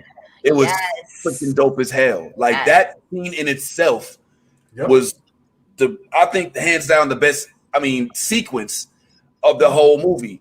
In being that they didn't show him as, a reptilian, as a humanoid. They showed him basically as the lizard from Spider-Man 2. You know what I'm saying? Excuse me, not Spider-Man 2, but it's Amazing Spider-Man. And he was way better quality. Let's be serious. Way better quality. Oh my God! Because they did dope in this movie, huh? The graphics were amazing. The graphics were dope. Goro looks so fucking real, bro, with his big ass. And then when his arm broke and he popped that shit, I was like, oh, it looks normal. And then he popped it back, and I was like, oh, that looks fucked up. Oh God. And Cabal was that Cabal scene? Yes, Cabal. Oh my God. Cabal was dope. And I used to use Cabal too in NK3. But I didn't expect him to have like a New Jersey accent. Like he sounded like he was on Boardwalk Empire. Yeah. I didn't know what he sounded like. Yeah, he was like, yeah, this guy over here is an asshole. You know what I mean? Like, what are you gonna do about it? Huh? What are you gonna do about it? Come on, forget about it. You know what I mean? I was like, yo, Kamal, you know, I always just thought like Kamal would sound like Darth Vader. You know what I mean? Yeah. But I think that frankly, one of the people that stole the show was this guy Kano. Kano was hilarious. I saw, like I said, I saw it in the movie theater, so there were outbursts of laughter when he would say stuff. And he was actually like, whoa, if y'all want to talk to him, I know Nathan Jones. Whoa, wait a minute. Hold on, Phil. We'll talk to you a little bit. Yeah, so we'll private message. Hop in the DMs, Phil, for real. Yeah, hold on, Phil. Holla at your boy. You know what I'm saying? I mean, you know, I'm sure he would love to be amongst the new Blerds. So let's talk a little bit off air. But for right now, like I thought that was one of the dopest parts is that they did not forget to include the humor, and they made Kano the you know kind of like the comic relief a little bit. But I did like how they gave him some really funny lines. It was explicit, and Tyrone they didn't hold back when it came to split. Like I think the word titties was said a couple times.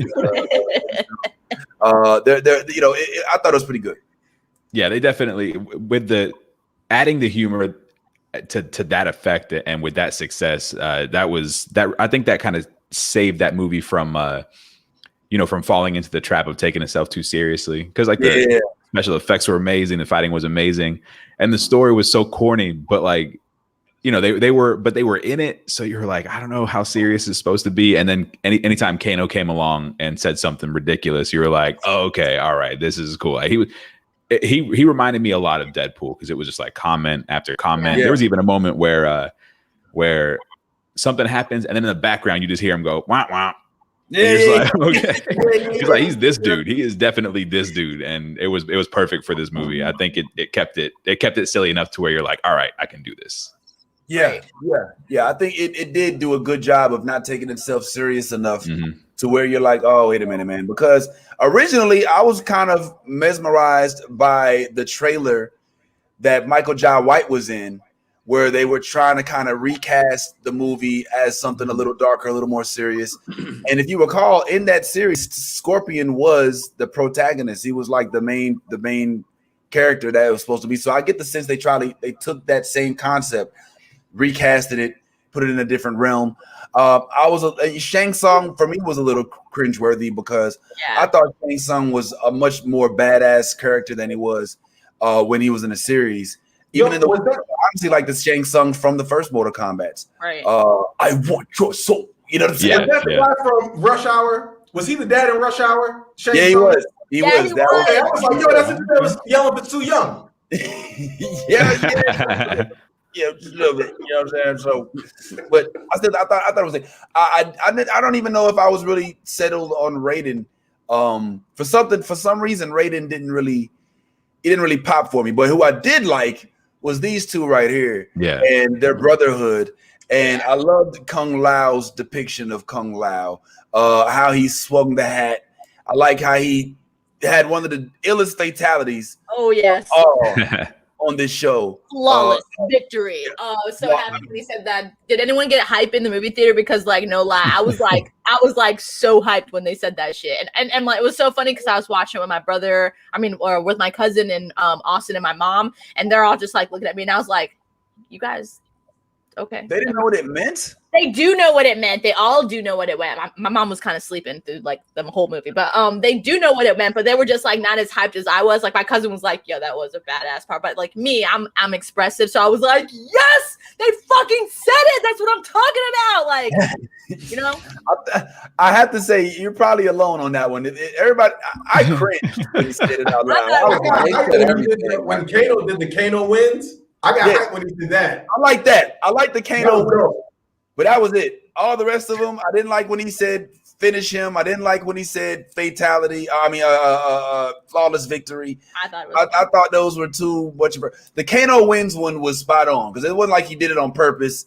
You know, he did, reach into he did the whole Temple of Doom thing, which was directly ripped from the first. The very first Mortal Kombat, where Kano actually had that fatality where he took your heart out. So I feel like about Kung Lao though. I feel like he really that actor really took that part and was like, I'm gonna nail this. Like he went and studied all the moves. You know what I mean? He killed it. Like every movement he made, I was like, man, he really he either played these games growing up and Kung Lao was his dude, or he went and really did the research. Because I was like, oh, it was like watching a video game with this dude. So I agree with you there. Kung Lao and Liu Kang definitely stole the show. And I like Luke. Because you recall Liu Kang in the first movies was the main hero. Yeah. So he was the one that was learning about Mortal Kombat and the underworld and all of that. And so this movie, he's already embedded into the underworld.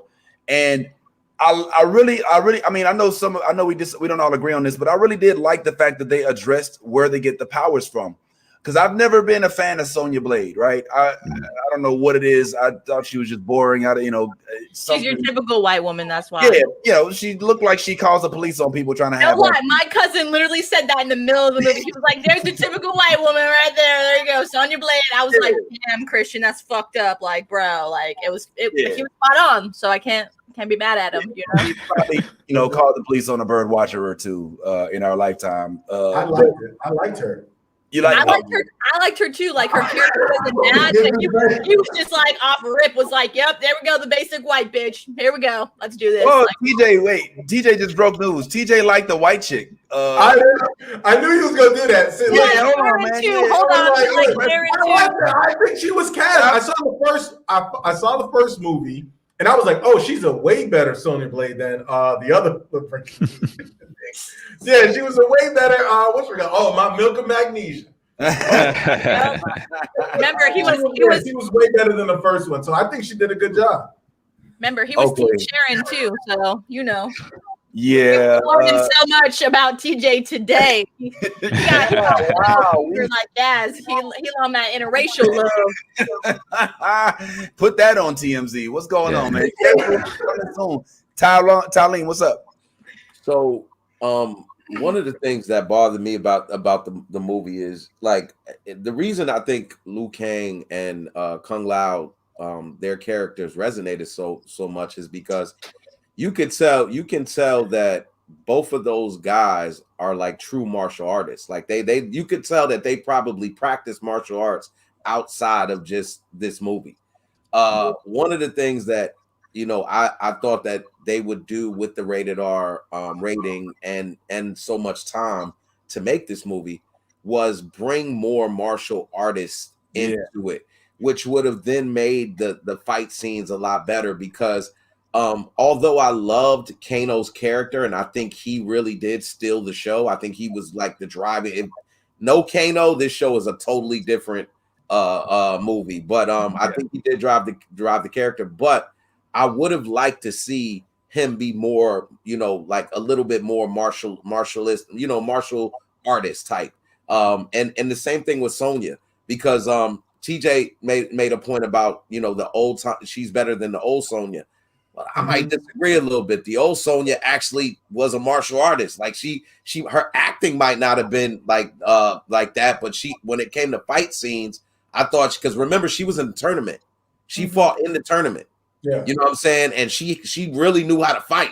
Like this so she whooped his ass. She whooped Kano's ass. Like in 2 seconds. Look. She whooped Kano's ass because Kano was not a martial artist. That's what I just said. Like he couldn't really fight. Like all he did. He's a bounty hunter and he's won in 35 states and all this bullshit. Yeah, he's an assassin. He's a mercenary. He sneaks up on people and he kills them. Like he said, he slit the guy's throat. Like it wasn't like, what I'm saying, he's just this badass fighter, because from what I saw, it wasn't that at all. Like, what I mean? Like he stabbed the dude a couple of times, you know what I'm saying? And then, the reptile a couple of times, and then was able to, hit take the knife and run it through his chest and pull out his heart, which I thought was dope. That's typical Kano. But Jax, those scenes where he was just like, I was like, dude, man. And I want to like my dude because I know him from a lot of shit. He was on True Blood. He was on he was on a Supergirl. You know what I'm saying? So he's on a couple shows that I've seen and I've watched and I like him. But yeah, man, these roles, even the guy, what was his name? Cole. Yeah, who is it? Cole's not even a real martial artist. Right. Like you can tell his stuff is all like it was just so unbelievable. Yeah, it was just so unbelievable to me to where I'm just like, you guys had so much time. You got the rated R rating. I was just I think my expectations were set a little higher for Mortal Kombat, and I just really was hoping that they would go in that direction. They didn't. It wasn't a terrible movie, but I had higher expectations. So go ahead, yes. I was wondering why they did this whole backstory on someone we have no idea who the fuck he is. First of all, you know what I'm saying? Right. Like this whole that was mainly what this story was focused on, was this lineage from Scorpion that passed down to this kid, and we don't even know who the fuck he is. You know, he's not significant at all. And then on top of that fact, like, did you not see like when they were mentioning like, you know, that it was his daughter that Raiden saved and brought to the temple and to like, you know, make sure she was safe and shit, and like he's a descendant. Obviously his mom is Scorpion's daughter, but did you see the katana blade in the back? No, not. I don't think that's not the case. I don't think that's the case either. Yes, I think that I think they said that happened hundreds of years ago. Yeah, centuries. Yeah, so you think he's like great grandson or something like that? No, lineage. like even further. He's like lineage, like way like ancestry.com. Sub-Zero made a point to tell Shang Tsung that I killed off, you know, Hansu centuries ago. He said I killed him centuries ago. Okay, I got you. So like Cole is like way down the list. And that's why Raiden said, I thought, you know, your bloodline, you know, the power of your bloodline would be in you, but I see it's not. Like, so you you know, 32 relatives removed from, you know what I'm saying? Like, yeah, so. Yeah, oh, wow. He says it was 1817. We have to fact check that. I didn't remember hearing him say that, but if that's the case, then that's still quite a while ago. 200-ish years, yeah. Give it away when he's going to get water with a, you know, bucket, you know, in the middle of the. But you know, there's some Chinese cultures, some Asian cultures. One thing that I did think was pretty cool, Tyrone, was that they did kind of make. I knew about the Lin Kuei beef with the, you know, I think it's the Shatan Ryu, the Shatan Ryu clan. I knew about Lin Kuei. Actually, there was a whole video game that was made on Sega Genesis where Sub-Zero was the hero, and it was about him kind of fighting for the Lin Kuei dynasty. So I knew about that. Yeah. Did you remember that game? Yeah. You know, I played that game. That was a really good game. But what they went into was the cultural differences of Japan and China. In the first few scenes, he's speaking to him in Chinese, even though he's Japanese. Right. And Japanese Scorpion at the time doesn't understand what he's saying. He's like, I may not understand your words. Like, it's like watching a dude, you know, speak like from Jamaica, talk to a dude from St. Thomas. And, you know, it's both patois. To us, we're like, yo, but, you know, but at that CMT, you know, it's like, nah, bro, it's not the same thing. So I thought that was cool to kind of put that clash of cultures into the movie and make it about China versus Japan, because I don't know if you know, but in history, Japan and China, quite a big problem. There's a lot of really cool history. Well, not really cool. I mean, there's a lot of you know, terrible history there, but also, you know, it's really interesting to learn. If anybody wants to dive into a movie that really covers that in a good way, Ip Man is a good movie for that. That's some good. One of the best movies. It's my favorite kung fu movie ever, and or martial arts movie, and it really covers that China versus Japan thing in a beautiful way. Just a really well done movie. So check that out. But, you know, second place is Scorpion versus Sub-Zero for historical accuracy, and you know, when it comes to the Chinese and Japanese empire. So definitely get your history from you know, from Mortal Kombat. Yeah, I don't know if I'm gonna say. You heard it here. No, just go. Yeah, just take it out. Just be like, I know about this history now, and be like, yeah, it was Sub-Zero in 1817, and he killed Scorpion, and then World War II happened. It's pretty much it's the whole thing. That was Could you imagine going to an Asian And World War II happened. And World War II happened, and then there was a Black Captain America. Right. And that's the world. Congratulations. And you know what else? I saw the movie at the theater too. You know what else? That I think some of the best fight scenes in the entire movie were against Scorpion and Sub-Zero. Like in the beginning, that first 5 minutes, that first 5 minute battle between them, that was super dope. And then at the end of the movie, when they battled again, like that was super dope. That goes, that kind of goes to the point that I was making about having true martial artists in a martial arts film. Like one of the best martial arts films that I've seen was Ninja Assassin. Ninja Assassin was one of those really underrated movies, but that shit was dope as fuck. That shit was dope as fuck. And you think about a Ninja Assassin and you say, why couldn't they do like a Ninja Assassin type Mortal Kombat movie? Because that would have been, we would have been like, yo, we'd have been blown the fuck away off something like that. And instead, we kind of got this. I know that they stuck to the video game premise when it came to finishing moves, when it came to fatalities and all of that. They did. They kept to that Scorpion fire hell breath. That was like, yo, that was to the T. But you had all this time from 95 or 90 whatever. You had all this time to devise a better movie, and you gave us this. And I was just kind of like, y'all dropped the ball again, man. Like, dude.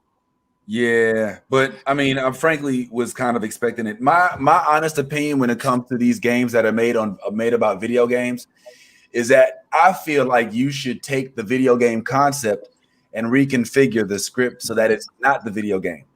I think one of the best video game movies, you guys probably never even heard of it. It was the Chun-Li movie, based on the Chun-Li Street Fighter. It didn't get a lot of play. The Legend of Chun-Li. The chick that played Chun-Li was from Kristen Cruick. Yeah. It killed her career, unfortunately, because it didn't get to play. But it was I will put my name on that movie, like for real. Like it is such a good movie. And the reason why I thought it was good is because it did not play into the stereotypical Street Fighter. It had some of your Street Fighter characters, but they weren't in their typical Street Fighter roles. And I think that's where Mortal Kombat keeps failing. They keep trying to squeeze the whole Mortal Kombat phenomenon into a movie when it actually deserves independent development from each character in some instances. Not all, but some instances. This was an opportunity to do so. And it looks like they may or may not have failed. I don't know how you feel. Tyrone, you seem to like it a lot. But I don't know if you guys both had the same feel. I think that there were some very good parts of this movie. One of them being the depiction of Goro, like Yaz was talking about. I thought that the way that they made Goro look and the way they made him fight and not invincible was pretty dope. I thought that was really, really good. But that and Reptile were my favorites. I was a little upset that my dear sweet Sissy Stringer, hey, how you doing, Sissy?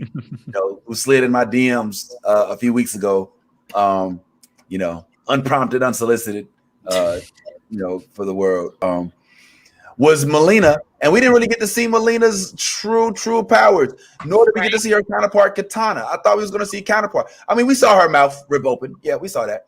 But we didn't see her inhale a body and spit out bones. We didn't see her use her size. We didn't see her morph. We didn't see her roll. We didn't see her do anything, Melina. In fact, dare I say, as sexy, yes, I said it, as sexy as Sissy Stringer was in that role, she probably had, she's on Instagram and she's taking followers. I mean, not like she's accepting followers. It's not private yet. She's not rolling those DMs anymore. Yeah. But I would say she probably. I'm not going to get any love from her for this, but she probably was the least equipped, martial arts wise, Ty, to handle a really dope fight, which was upsetting, because you kind of want to see her shine in that realm. I thought I thought the way that they used her abilities though kind of made that okay, because remember she was teleporting a lot. Yeah, so she was like she'll be like she'll go through a portal and then wind up behind you, and you know what I'm saying, or wind up, she jumped, leapt over and jumped on Sonya, stabbed, took the knife out, licked the knife. It was a lot of little things, but I just felt like, when you start bringing up these characters, Malia, Guru, first of all, why do you kill them in the first Mortal Kombat? That's number one. You just took characters that you really could have dove into and killed them in the first. This is really the first Mortal Kombat all over again. But you literally killed some of the best villains in the first episode. Yep. If you're gonna do a series, you know what I'm saying, which I'm assuming they're trying to do. Yeah. Well, I can speak to that. I think that there's so many in this realm that we don't necessarily need them all. And right. if anything can speak to that, is the fact that some of the villains that you're talking about weren't even in the sequels in some of the games. You know what I'm saying? Some of the games got Kano was in the first one. Mm-hmm. Yep. And then he's and I think maybe another one later down the line, but then that's it. He's not in all of them. You know what I'm saying? So I don't think that they necessarily need to have all of the villains that they had, on here just to make it good. But your point's taken. I didn't like the fact that Kung Lao is no longer with us, supposedly, But so also, go ahead. Sorry, I didn't mean to cut you off, but I think the reason why that they did that is because there's so many characters, literally, if you look at the games, there's so many characters. Those characters we have already fallen in love with because of the game. Right. You know what I'm saying? Yeah. We already know them. We already know what their abilities. We already know what their depths, what they can do. You know what I'm saying? We know those characters. We love those characters. I think that the reason why they did this was because they want us to still connect the new characters that they're going to bring in with the old characters. They want us to kind of get the vibes hey, we started this. What do you guys feel like? So that way when we do the second one, we can improve. But also when we show you these new people, like they did with that Cole character, you know what I'm saying? We're not who the fuck is this? Why are they important? You know what I'm saying? We're not just I don't want to watch this bullshit because I don't know who this is. You know what I'm saying? So I feel like their way of doing that, yes, they did get rid of Kung Lao. He was the most badass on the good side, but I just feel like they did that because there's way more characters that we have not found significant yet because we don't know anything about. We don't really care to know them. You know what I'm saying? So that's what they're trying to be like Marvel. They're trying to bring the underdog up to light so y'all can fall in love with him so they can make more movies that we can enjoy. Yeah.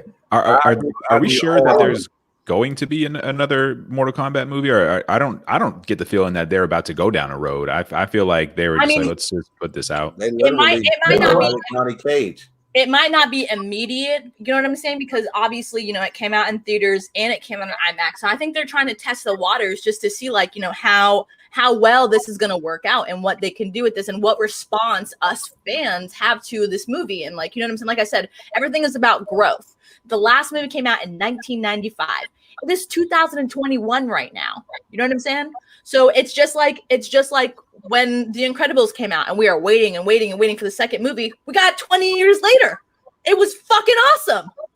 See what I'm saying? Yeah, The Incredibles was a higher quality movie, though. I just don't know if this movie is going to end up spawning any sequels. And they set it up for one. Yeah, that's cool and everything. But I just don't know if it's going to be.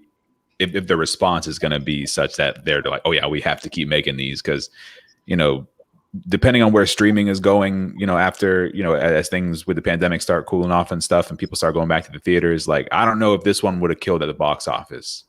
Well, that's, you know what I mean? I think people would have waited for this one and just been well, I'll see what my friends say. And then maybe I'll go catch it the second weekend or the third weekend. And, and then we're all just kind of it was okay. It was good. It was fun, Tyleem, What a fortunate thing about that you just mentioned, Tyrone, is when the movie theaters do open back up, you will still have HBO Max, you will still have Netflix, you will still have Disney Plus, you will still have all of these outlets that can pick up some of these movies and make them maybe an HBO Max original, maybe a Netflix original, who knows? But as long as you have a fan base, which clearly Mortal Kombat still has a fan base, because there was a lot of people that were, looking forward to this. Yeah, it didn't hit all the marks, but then again, I'm hearing most of y'all say y'all liked it,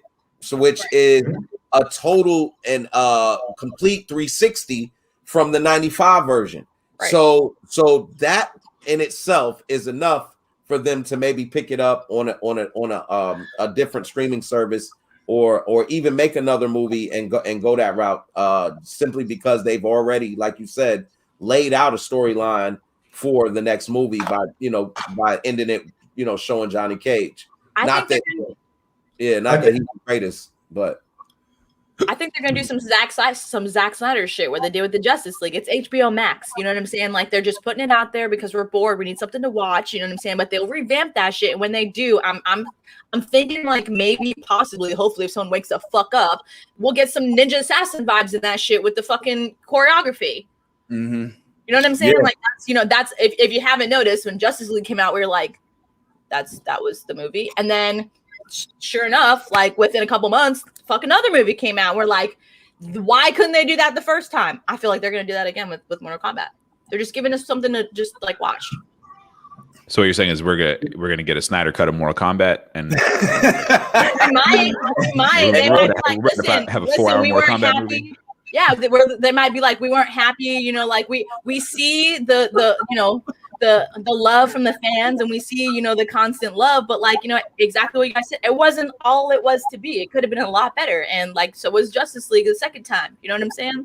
I mean, Tyrone, I know you didn't like it, but yeah, you're not selling me on this idea. No, I'm just kidding. I think it would be a good opportunity. Honestly, I think it would be a good opportunity. Basically, what you said, Yaz, and what you were saying, Bad Time, like they should make it because of so many characters.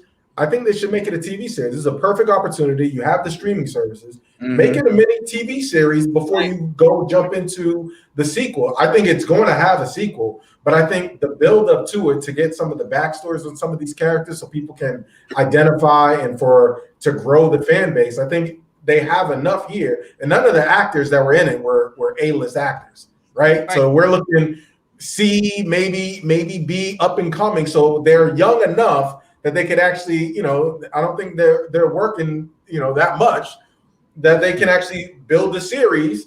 And then if they want to do a movie and have it released on HBO Max, I think that would be the best bet. But I have to agree with Good Tie that if it was released in the theaters, and it was the only thing and no streaming service, I don't know if it would have done really well. And I think that's mainly because I don't know if Mortal Kombat on the mainstream, when Mortal Kombat first came out in the 90s, it was a thing. It was like a phenomenon. Like everybody was playing Mortal Kombat, even if you were the biggest kung fu, person. Like you liked playing the video game. Mm-hmm. Now there's so much.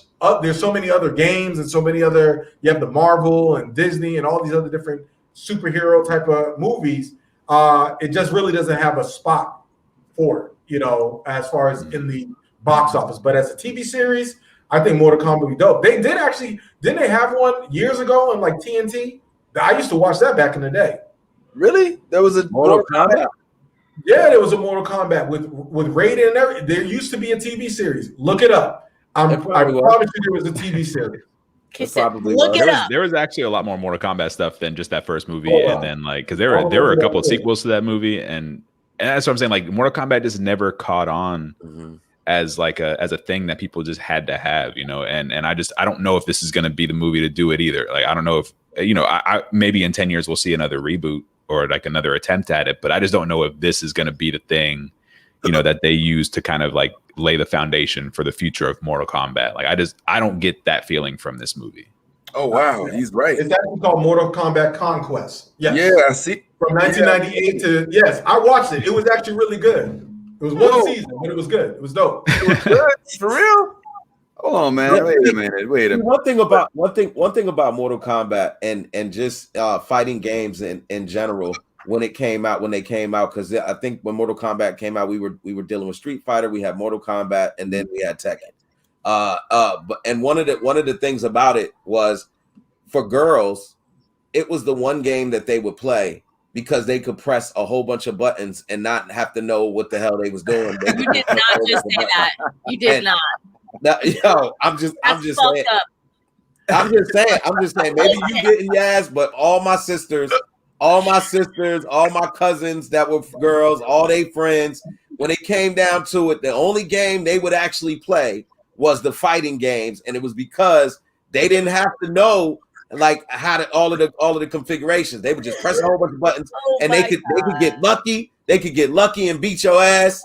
It was one of those games where you just press a whole bunch of combinations and you might get lucky. And I think people, a lot of people who grew up in that era want these video games that they came up with to be a success, even if they aren't. So there'll always be a market for them. It's just unfortunate that we haven't gotten the ones, that we really want to be successful. So I agree with Good Ty and also TJ that on the big screen as a standalone, not. But I think with the fact that there is a fan base and with the fact that you could put the right directors in place, you could make a series that was legit and have it on one of these major streaming services and probably go with a longer backstory, because I'm really upset that Hansu had a little girl and we never fucking found out what happened to her. Like I was thinking, like when we flash forwarded, we was gonna see the daughter, yeah. Not you're 300 200 and something years removed from his daughter. We don't even know what happened to her. We don't know her backstory. We didn't see Kung Lao's original his father Kung Lao, his backstory. You know what I'm saying? There's a lot of stuff that they could have addressed, and I think a series would probably give them that platform and that opportunity. Well, and I don't know if now, I mean, given the right writers and creators and stuff like that, you might be able to get farm some really good stuff out of there. But I just don't know if there's enough. Like there are a lot of characters in Mortal Kombat, like without a doubt. I don't know if there's enough lore or world building built up, because we have a lot of pieces and we have enough to justify a game and jumping into this crazy tournament and beating the hell out of each other. I think when they start to actually get into the worlds that they've created and they start to actually start to try to explain things, that's when it starts going off the rails, because the explanations you're just like, ooh, I don't like this, and this is kind of corny, and it's I don't know if this is hitting right. And every time they dig a little deeper in Mortal Kombat, they kind of dig up a new weakness in the story and a new way for it to kind of get weird. And we just want them to just be beating the hell out of each other. I think they need to come away from the story elements of it. They need to come away from trying to build all these ridiculous words and just make a martial arts tournament show or movie or whatever, and just make it that, because that's all it really is. That's when I was talking about leaning in. Yeah. When I was talking about leaning in, that's what they did with Godzilla versus King Kong. You leaned in, you just made it a movie about two giant monsters fighting, and you nailed it because of it. You know what I mean? They could have done the same thing with Mortal Kombat if they weren't taking so long trying to pull in story elements that, when it comes down to it, don't make any sense, because there's just not enough there to glue it all together and make it flow, make it feel good. But don't you think, Tyrone, that it could flow if the fight scenes and the choreography matched the storyline? Because that's what I was saying. I think one of the key fight scenes, and one of the most explosive fight scenes were what we saw between Scorpion and Sub-Zero, who are true martial artists in real life. And also the guy who plays Hansu, TJ, he might be an A-list actor, just not over here. But he's an A-list actor, because he's one of those guys that you see in everything, and you don't even, sometimes you really don't realize that he's in it until you go back on you know, down and realize that he was in everything. But just to play on that, like you don't think that if they had that whole ninja assassin feel, because remember, ninja assassin, the storyline was kind of stupid with that. But the action scene where they slowed down the fight scenes and you got to see shit, that is what killed it. You didn't see any of that in Mortal Kombat. I didn't see any of the slow motion freeze rate. You know, I didn't see X-ray stuff. Yeah, I didn't see any of it. Yeah, and that's what, and I feel like that's where they missed with this movie. They were all just missed opportunities because, you know, even though they were creating this really fantastical world, they still wouldn't go far enough with the actual action, with the special effects. You know, you gotta lean in. You know, when what you have is fighting, when what you have is, you know, ridiculous characters and magic and mysticism and fighting, you just do it, and then just give us enough story. I don't need to know why we're fighting this ridiculous tournament. Just make a fight. I panicked when the movie first started and they are all speaking in Japanese or whatever. I panicked. I was like, oh no. I was like, oh shit. Because I usually use subtitles, but I'm cool with it while everybody's speaking English because I can just read it. But it was a different language. I was like, oh man, this is gonna be rough. I don't know what I'm gonna say tomorrow on the podcast.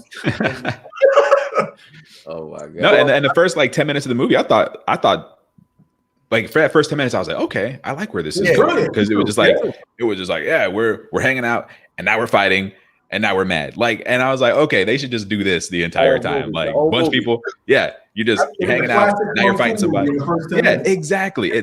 Do it classic kung fu movie style. All you need is enough dialogue to get you to the next fight, and then that's it. And they kind of they went off the rails a little bit. A couple things. I think we've done two things. I think we've identified that we all like ninja movies more than anything. All right. Get it right. Yeah. So I think that there's some confusion though, because in the world of Mortal Kombat, in the world, and I do have hiccups. I don't know how. I think I don't know how. I ain't had hiccups since I don't know how long, but whatever. We're gonna power through it. I did. Power through it. It's hiccups. Like you survivor. It's like pray for me. Hashtag pray for me, y'all. I tried to step away. It's not working too well. Somebody scare Vince. Hold on, let me try to scare Vince. My coworker stands by this. Vince, if you have a water bottle, okay, what you need to do is you need to bend down and hold your nose and try to take a drink with your head upside down. That's how she does it. She says it gets rid of hiccups immediately.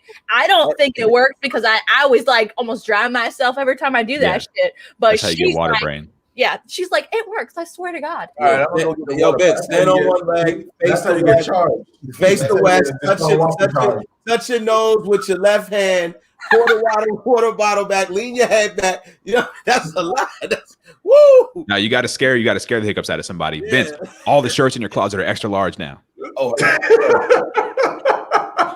Hiccups gone. Live like that. Yeah, exactly. Yeah, that's terrifying. Whatever, man. Don't you said hold your nose, and put your head down. Yeah, hold on, let me get a bottle of water real quick, man. Oh man. I know. I grew up watching Saturday afternoon kung fu flicks all my life, and most of those had like terrible storylines.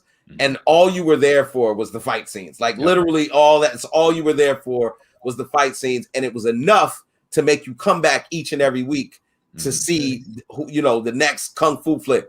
And that is the part. I know, Vince, you were about to make a comment, I think, to what we were talking about as far as the martial arts side of it. But I really believe that if they literally took that whole path, Mortal Kombat, we would be talking about Mortal Kombat in a whole totally different light. We would put it up there with an Ip Man. You add people like a Tony Jaa. You add people like a Donnie. What's his name? Donnie Yen. Donnie Yen. You add a Jet Li or somebody. Michael Jai White. Huh? Michael Jai White.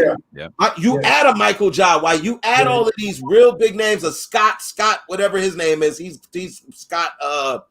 Kardashian. No, not Kardashian. But anyway, so you add these guys because they're going to give you the visual that you need, and that you know what I'm saying. Those fight scenes were close. They were close quarter fight scenes. You did all of these close quarter fight scenes, but you took the camera and zoomed in on the close quarter fight scene. That kills the whole visual. Mm-hmm. You gotta pan that camera out. You gotta let us see the techniques that they're using. You gotta let us zoom in on those moments where they're making moves that you get to see in slow motion, and it makes more sense. I didn't see a lot of that. Okay, perfect. Go ahead, Jazz. No, go ahead. Well, first of all, I will be doing the stand on your head, get rid of your hiccup challenge before we get up out of here. We'll still there. I'm trying to conceal it, but here's the thing, Ty. Yes. Unpopular opinion. I think that the first Mortal Kombat had fairly decent kung fu scenes. I think that the fighting in the first Mortal Kombat was actually one of the few things that they got right. Yeah. The Sub-Zero versus Scorpion scene when they were fighting in hell. Yeah. The reptile scene. When Reptile first came on the scene. When Johnny Cage first fought Goro and had did the split and did the nuts. Yeah. So I think the first Mortal Kombat was actually when it comes to kung fu and the martial arts, it delivered. I think that actually, with the exception of one or two of them, that the overwhelming majority of those actors were actual martial artists, which is why they were unrecognizable, with the exception of Sonya Blade, who I think we also saw in I think she was in Madison. Yeah, she was Billy Madison and a couple other she was teaching.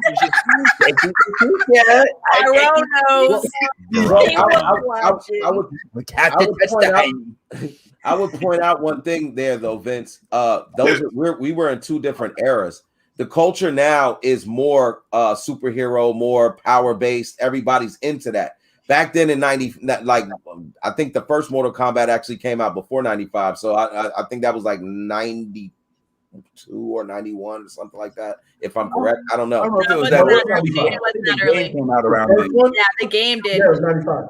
Okay, so 95. So back in 95, the culture as far as where it's at now wasn't in the same place. So that's why I'm saying you could take the same premise and apply it to now, and it would have been more successful now, because now not only do you have good kung fu, but you also have great special effects. And then you might have had good kung fu, but not so great special effects. And that's kind of where I'm just you gotta play to your crowd and play to what's going on right now. And we're watching on Netflix and all of anytime a kung fu something comes on a streaming network or something and it's good, you hear people buzzing and talking about it. Because me and you talked about The Witch. When we saw it, we were like, whoa, what? That's one of the better fighting movies. Once the fighting starts, that you will see on screen. And that's kind of what I'm saying is, if you gave them that to work with, and then gave them the script that you gave them, I wouldn't be so much complaining about the movie. I would be like, yo, those fight scenes was awesome. Yeah. But I didn't get all of that. That's not what I got. I got a question for everybody on the panel.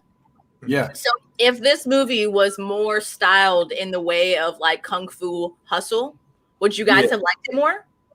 Yes. Kung Fu Hustle is one of the best movies ever. Right. Yeah. I love that movie. No lie, when I was a kid, my brother used to annoy me with that, but now I have such respect for that movie. I'm like, damn, that movie was fucking gas. Damn. Oh my God. Yo, yes. I own that movie. That is that is an all-time, if for everybody out there, if you have not seen Kung Fu Hustle, you are doing yourself a disservice. That is it's not just movie. Funny, but the fight scenes are super dope. Yes. The old bitch with the cigarette. Oh my God, she was my favorite, bro. Kung Fu Hustle is you haven't seen Kung Fu Hustle? I gotta see it. Gotta see it. You got it. That is a homework assignment. Yes, it is. You gotta watch Kung Fu Hustle. She's gotta finish Lovecraft Country. Yeah. DJ, put it on your pad. Put it on your pad. Make sure you write that down. There will be a pop quiz at the end of class next week. But yeah, Kung Fu Hustle is hands down, like one of the most. Classic. Even though it's not even like recent, like I think it's over 10 years. It's Hold on, it came out. Hold on, it came out. Yeah, it's well over out 10 years though. Let me tell you Shit, right I would. now. Yeah, That movie came out in 2004. So like, Yeah. it's Oh my God. almost Over 20 15 years years. old. Yeah. Bro, that movie holds up, man. I'm trying to tell you. And Right. like, just the best part about it, TJ, Yo, is they got a that 91 on Rotten Tomatoes, so it must be good. Okay. It's the best part about it. It's amazing. You have to see that shit. It's hilarious. It's got great kung fu. Even the fucking storyline is like hilarious as fuck. Like it's great. Everything about it, whoever wrote that shit was great. And like my question is, you have all these Asian actors and you're trying to go into like an Asian kind of way. Why wouldn't you use the main character from that movie? Why wouldn't you use, you know what I'm saying? Like Sindel could have been the fucking old bitch with the cigarette. You see what I'm saying? Like, you know what I mean? Like just throw people in there that we fucking love to make this like just gas. You know what I mean? I saw who. Yo, Man. you're gonna love her. Yeah. Yo, Yeah. I'm like, yo, what is Yes. this? Okay. I'm telling you, have you dying. It's gonna have you dying laughing. Like, It's a comedy? It's a One of the comedy. best One of the best parts about Kung Fu Hustle, if I can, is that just the title alone, you have no idea what the hell it's about. Like even as we're sitting there, we're talking about it, and you're like, it's not like Great Warrior Dynasty where you're like, there's going to be like a bunch of people fighting for the kingdom and like this is like you just have to watch it, bro.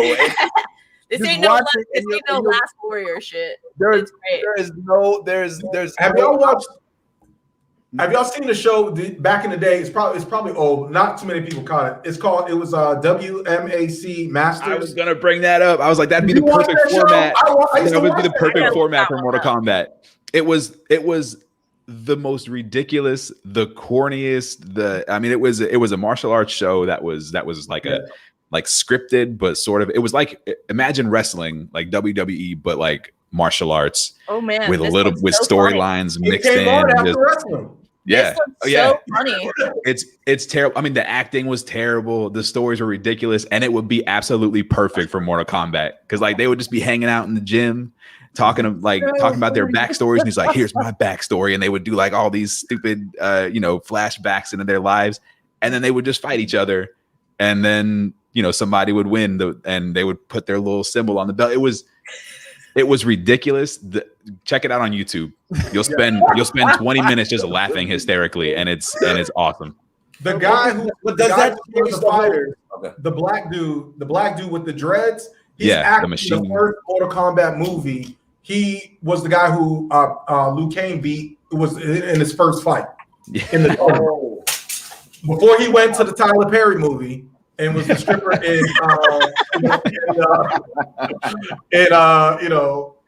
whatever Tyler Perry movie it was. Just pick a black man. He was fighting Liu Kang.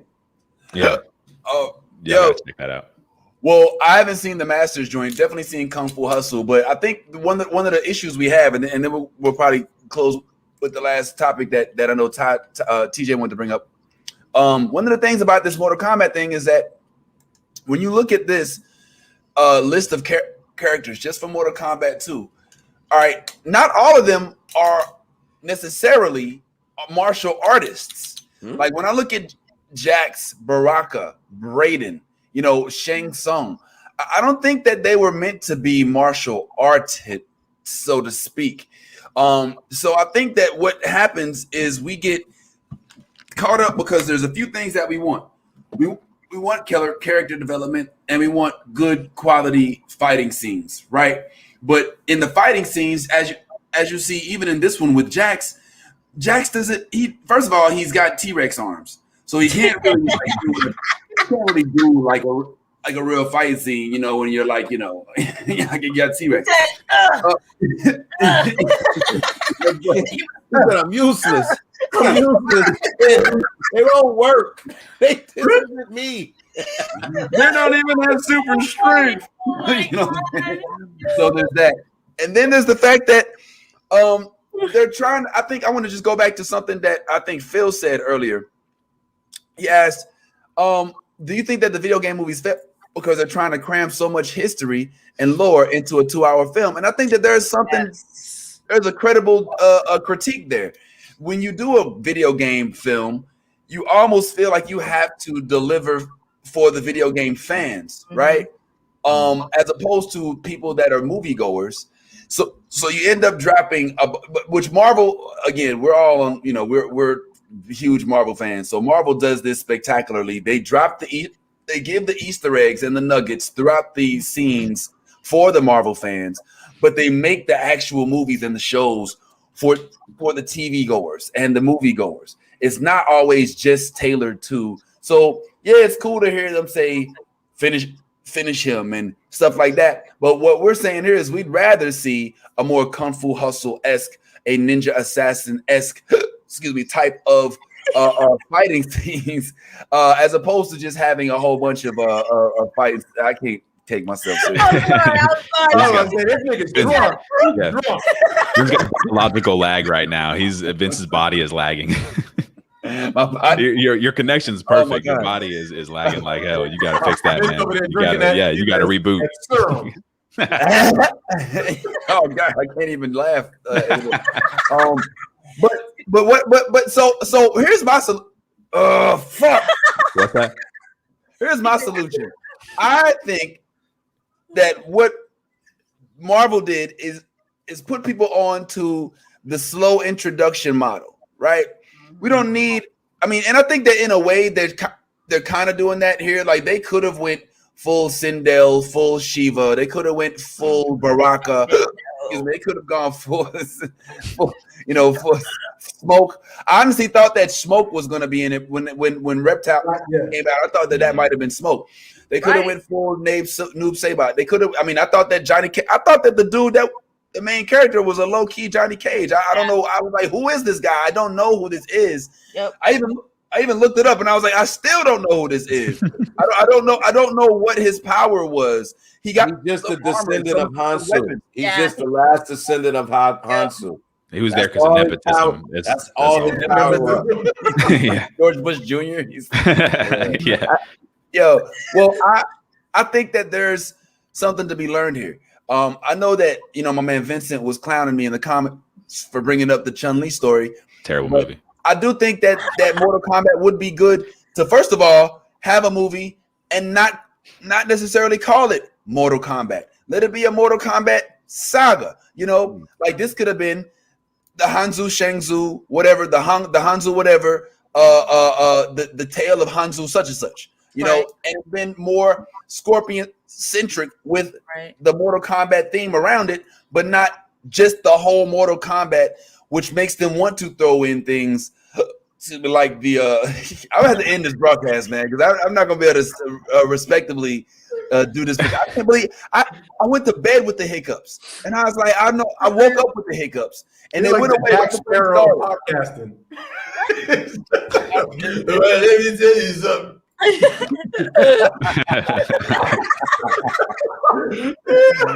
Well, anyway, my point is, Tyleem, I think that you and I would probably enjoy it more if they did this Avengers style, gave us a Scorpion movie, gave us a Sonya movie, gave us a Jax movie, and then gave us a Mortal Kombat tournament movie. Right? Yeah, I don't necessarily know if I would want a Sonya movie, but yeah. But I do think that there would be a lot of room to create your universe. So I think if they were to take that route, I think it would definitely work if they went streaming service. If they went streaming service, you afford yourself the ability to do that, to build these characters, and then based on fan reactions to these characters, you go forward with say a Scorpion movie, which I think would do really well, honestly. Yeah. And so certain characters they can carry their own weight. The characters that can't carry their own weight, you just add them to the movie of the character that can. Exactly. So, yes. Yeah. So this idea that Mortal Kombat couldn't be successful because I'm hearing I've heard like change up the whole, change the name, change up the whole idea of it, like make it a comedic, like kind of a comedic thing.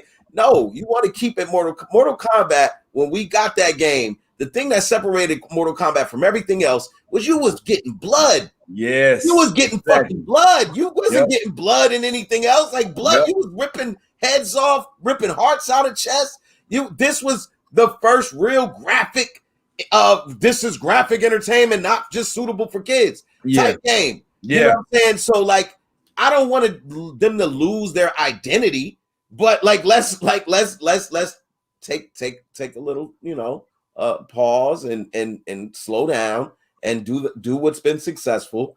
I don't know why everybody is so against Marvel's formula, but look, hey man, when in Rome, do as the Romans do.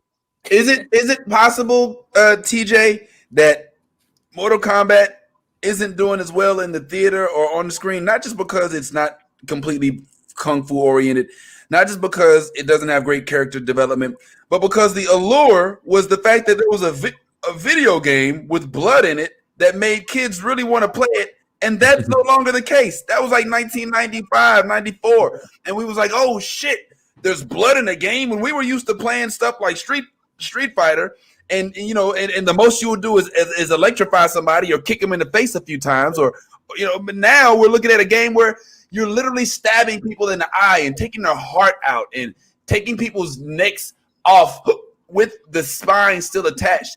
And that was then. Now it's 20, 30 years later, and that just ain't really popping no more. No, I agree. Like we've been so sensationalized. Look at everything that all these viral videos and killings and murders. Like as a society, we've literally been sensationalized to violence. Like so having blood and stuff in Mortal Kombat is nothing. We got Captain America just did that last week. He just killed somebody. We all watched, and blood was dripping like he did it. Like so, and that was Disney. So now Mortal Kombat is coming out. We're like, yeah, okay. Wanda's got powers too. Okay, so we don't care. But back in 1995. We were like, yo, this is really dope. You can shoot fireballs out of his hands, and we're like, yeah, but Agatha. So we're now comparing what we have in his hands. So it's really not like, what are they gonna do? Like, maybe they need to just do the formula where they just need to cast some real UFC fighters, put the actual video game graphic with the bar up, and just let them fight for real, and just put that on pay-per-view to say, look, you gonna dress up like Kung Lao, you gonna dress up like this, and we really gonna have the little energy bar go down and fight it out. That's a dope idea. I don't know why nobody has done that yet. Yeah, that's a dope idea. Is, if you want a business model, that's what you should do. Just have the UFC fighters dress up like these characters and just beat the shit out of each other. I guarantee you. It will be on Thriller, just like a fake Jake Paul fight. I think people would pay to see that.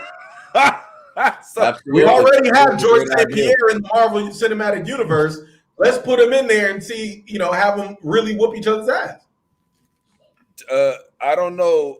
Do they also get around too? Do they have finishing moves? Do they have to put in coins to start the UFC fighters? How far? There's too many people in this earth. Imagine somebody dressed up like Baraka and you throw somebody like a George Zimmerman in the cage. And you say, oh, okay.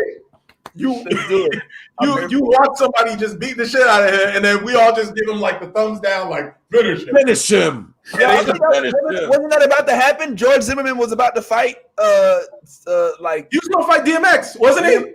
Was it DMX? It was somebody like George Zimmerman was going to fight somebody or something. DMX. Yeah, thank God DMX didn't take it because well, rest his. Man, I think whatever, man. I think DMX now could beat up George Zimmerman. Fuck that dude. As long as if you don't have a gun, he ain't shit. That's why he ended up where he ended up. Fuck that dude. Yeah. With the spirit and the power of Trayvon with him, man. That's a whole other subject. Well, ultimately, I mean, all right. Let's say. Let's just kind of review. Let's go around the horn, and I'm going to start with the positivity of Tyrone Thornhill. Look at him, ladies and gentlemen. He's just smiling. All right, let's say that 10 is the best movie ever, and 1 is don't you ever in your life even consider seeing this movie. What do we give our faithful Mortal Kombat fans in way of an actual rating for this movie? I'll give it a 7. It was fun. You know what I mean? It was, it has some fun scenes. Kanan was fun to watch. If you're a Mortal Kombat fan, then you'll enjoy it. Yeah, I'll give it a 7. 7. Okay, so we have a 7 from Tyrone, ladies and gentlemen. 7. I'm keeping tap. I'm gonna go ahead. We're gonna average this out with 5 people here. TJ, out of 10, what are we looking to give Mortal Kombat on a rating scale? I would actually give it a 6.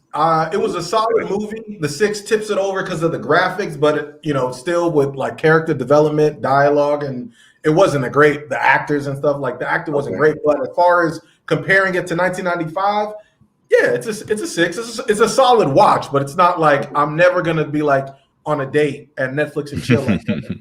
Right. Mortal Kombat. You know what I mean? Let's do it. I'm not gonna do that. It's not gonna get that much play.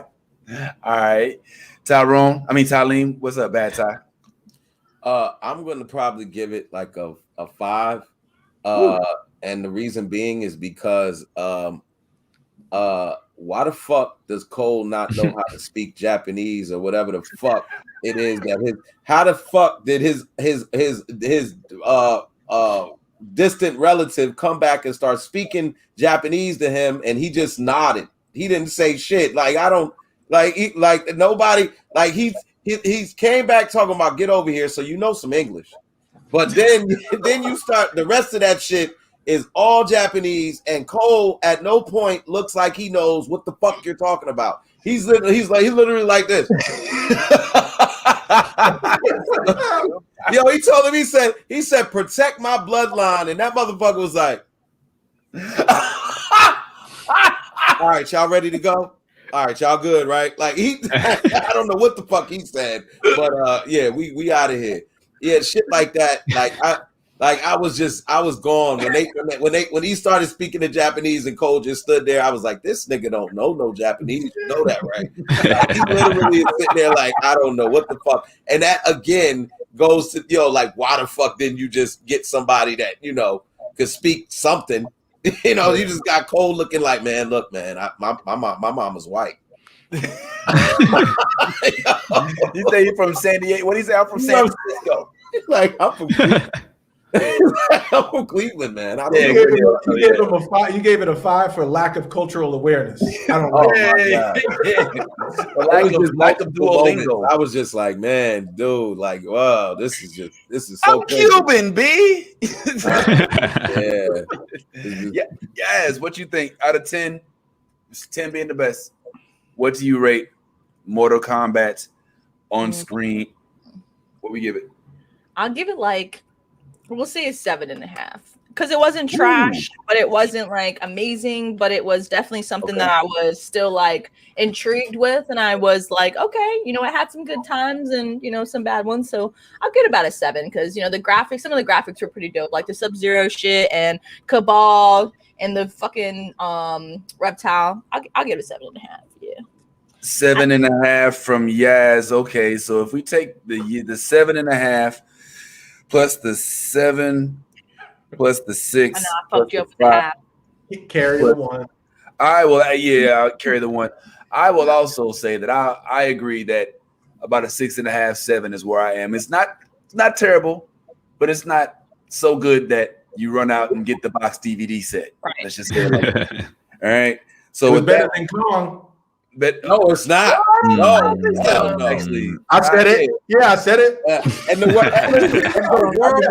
world is with you, TJ. The world right now, Kong is the #1 movie in the world. By the way, just so you know.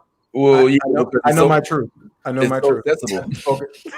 We're gonna have to go review this whole show and just see what else he's wrong about. Just because I don't know if I'm messing with you, TJ. No, you know what I like is that 20 years from now we're gonna be like, man, that 2021 Mortal Kombat was bad. Right. And then you have guys come out the screen and smack you because that's gonna be the new graphic when they just come out. Well, I do think the Godzilla was definitely better than the Mortal Kombat. But I do think Mortal Kombat does. I think about a 6.5, which is what the average is amongst all of us. I think that's fair. I think that's the fair rating. So you heard it. heard it here first. For those who haven't seen it, we're at about 6.5 from the new Blerd order scale. If you're gonna watch it and haven't seen it, we've already spoiled it. It doesn't matter. Go ahead, feel free, check it out. Now, before we get up out of here, man, real quick, TJ, I wanted to get your exclusive thoughts on some news that came out this week. As of now, there are thousands of Black Panther fans petitioning to continue the story of one T'Challa. All right. Now, me personally, well, let's just read it as it says. Thousands of Black Panther fans are petitioning Marvel to recast Chadwick Boseman's King T'Challa in the upcoming Black Panther sequel. The petition, which has been posted on change.org, has more than 22,000 of the 25,000 signatures the petition is asking for. Now, not that means anything, because at the end of the day, it's not like there's legislation on the table that's looking to be pushed through that's going to bring T'Challa back to life. So that's the whole bullshit notion in itself. However, there is the notion of, well, what direction should we go when it comes to Black Panther? Should Black Panther be recast? Should we act like T'Challa never died and like Chadwick never died and simply put somebody else in his place? Put somebody else in his place?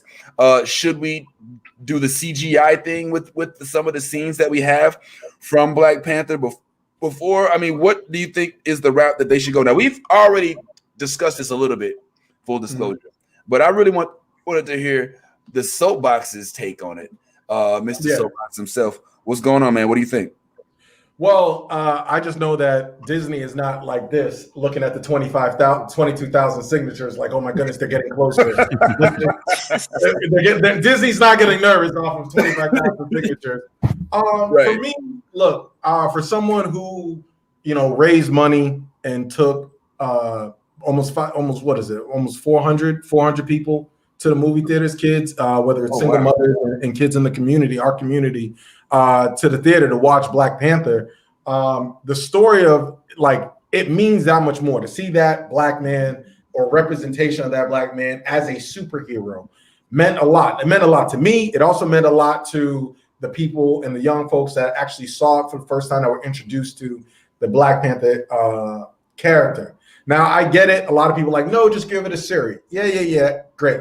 But with the acquisition that Marvel has, and they're trying to integrate the X-Men, I don't want to lose the Black Panther and Storm storyline where you see. Whoa. What? Yeah. Yes. Oh yeah. I don't want to lose that storyline. And so even if they introduce it and they do something, I think we only need Black Panther for one more movie. Even if after that movie they wanted to go the Shuri route, they could possibly do that in this next film. But to do away with the character of T'Challa, I think it's pretty excessive. Chadwick Boseman is an incredible actor. He gave his life to entertaining folks and sacrificed so much.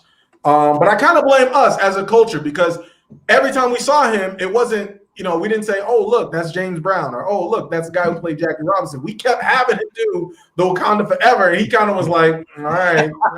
Like rolling his eyes, it's just a character, I'm more, and he actually even said that, hey, I'm more than that role. So I think he would be okay. He would be fine. If you asked him, if he was a God rest his soul, he would be fine with it being recast in his absence. Also, they've recast other superheroes. Heath Ledger died, got an Oscar. It was tragic. A lot of people were sad about it. We still got a movie. We still got an adaptation of what's his name? Joaquin Phoenix. Joaquin Phoenix for the Joker. So, and then we have Christopher Reeves. Christopher Reeves was Superman. He's in a wheelchair. Yeah. And then he died. But we still have other Superman. So the precedent where if you play one character and all of a sudden that character dies, that actor dies, that all of a sudden the character of itself, we can no longer ever have Black Panther in a movie ever again. I think that's a bit excessive. I get it that we want to do tributes. We can do a memorandum. We could give him an Oscar for some of his other roles, but it's really excessive to take that bit of it's bigger than Chadwick Boseman, because now it's a part of history. It's a part of culture. And so when we're talking about history and we're talking about culture, you want to make sure that it's passed down for generations onto generations to generations, where our children's children, and we're not popping in the old Marvel movie of Black Panther, because 20 years from now, just like how we were looking at the old Mortal Kombat, 20 years from now, we're going to be like, oh, this Black Panther movie was trash. They're not going to have appreciation. Yeah, they're not going to have an appreciation for a Black Panther movie like we did during this time period. So to say that there should never ever be another Black Panther or T'Challa, and nobody should ever play it again, where we just retire it like it's a lifetime achievement award. I don't think Chadwick Boseman would want that, and I don't think it's good for the culture. So let's honor the man, his work, but let's keep it moving. Recast him. I like John David Washington, Denzel Washington's son, to play T'Challa, even if it's for one other movie. But I think we should just keep this thing going, and then we could give it a Suri. But to have a prominent Black character who is a king depicted on screen, I think, especially during these times right now with so much injustice, whatever, and however way people really identified with that character, I think it would be we'd be doing the culture a disservice if we never played it again. Let's do a tribute, and let's keep it moving. Let's keep it pushing. Ty, you jumping out the screen, man. What's up? I'm jumping out the screen. I love you, TJ, man, but I can't even take it no more, man. Listen, everything you were saying was so contradictory. Like you literally was at one point saying, you were literally at one point saying, you know, like he's done so much. He's done this for the culture. Like, you know, it's a shame that he died, but let's move on. Yo, you can't respect a person's death and then say, but after it. You can't, because literally everything you said prior to that but is nullified. And you know that's what but does. Hold on. Let me finish all this because I got a lot to unwrap because you said a lot.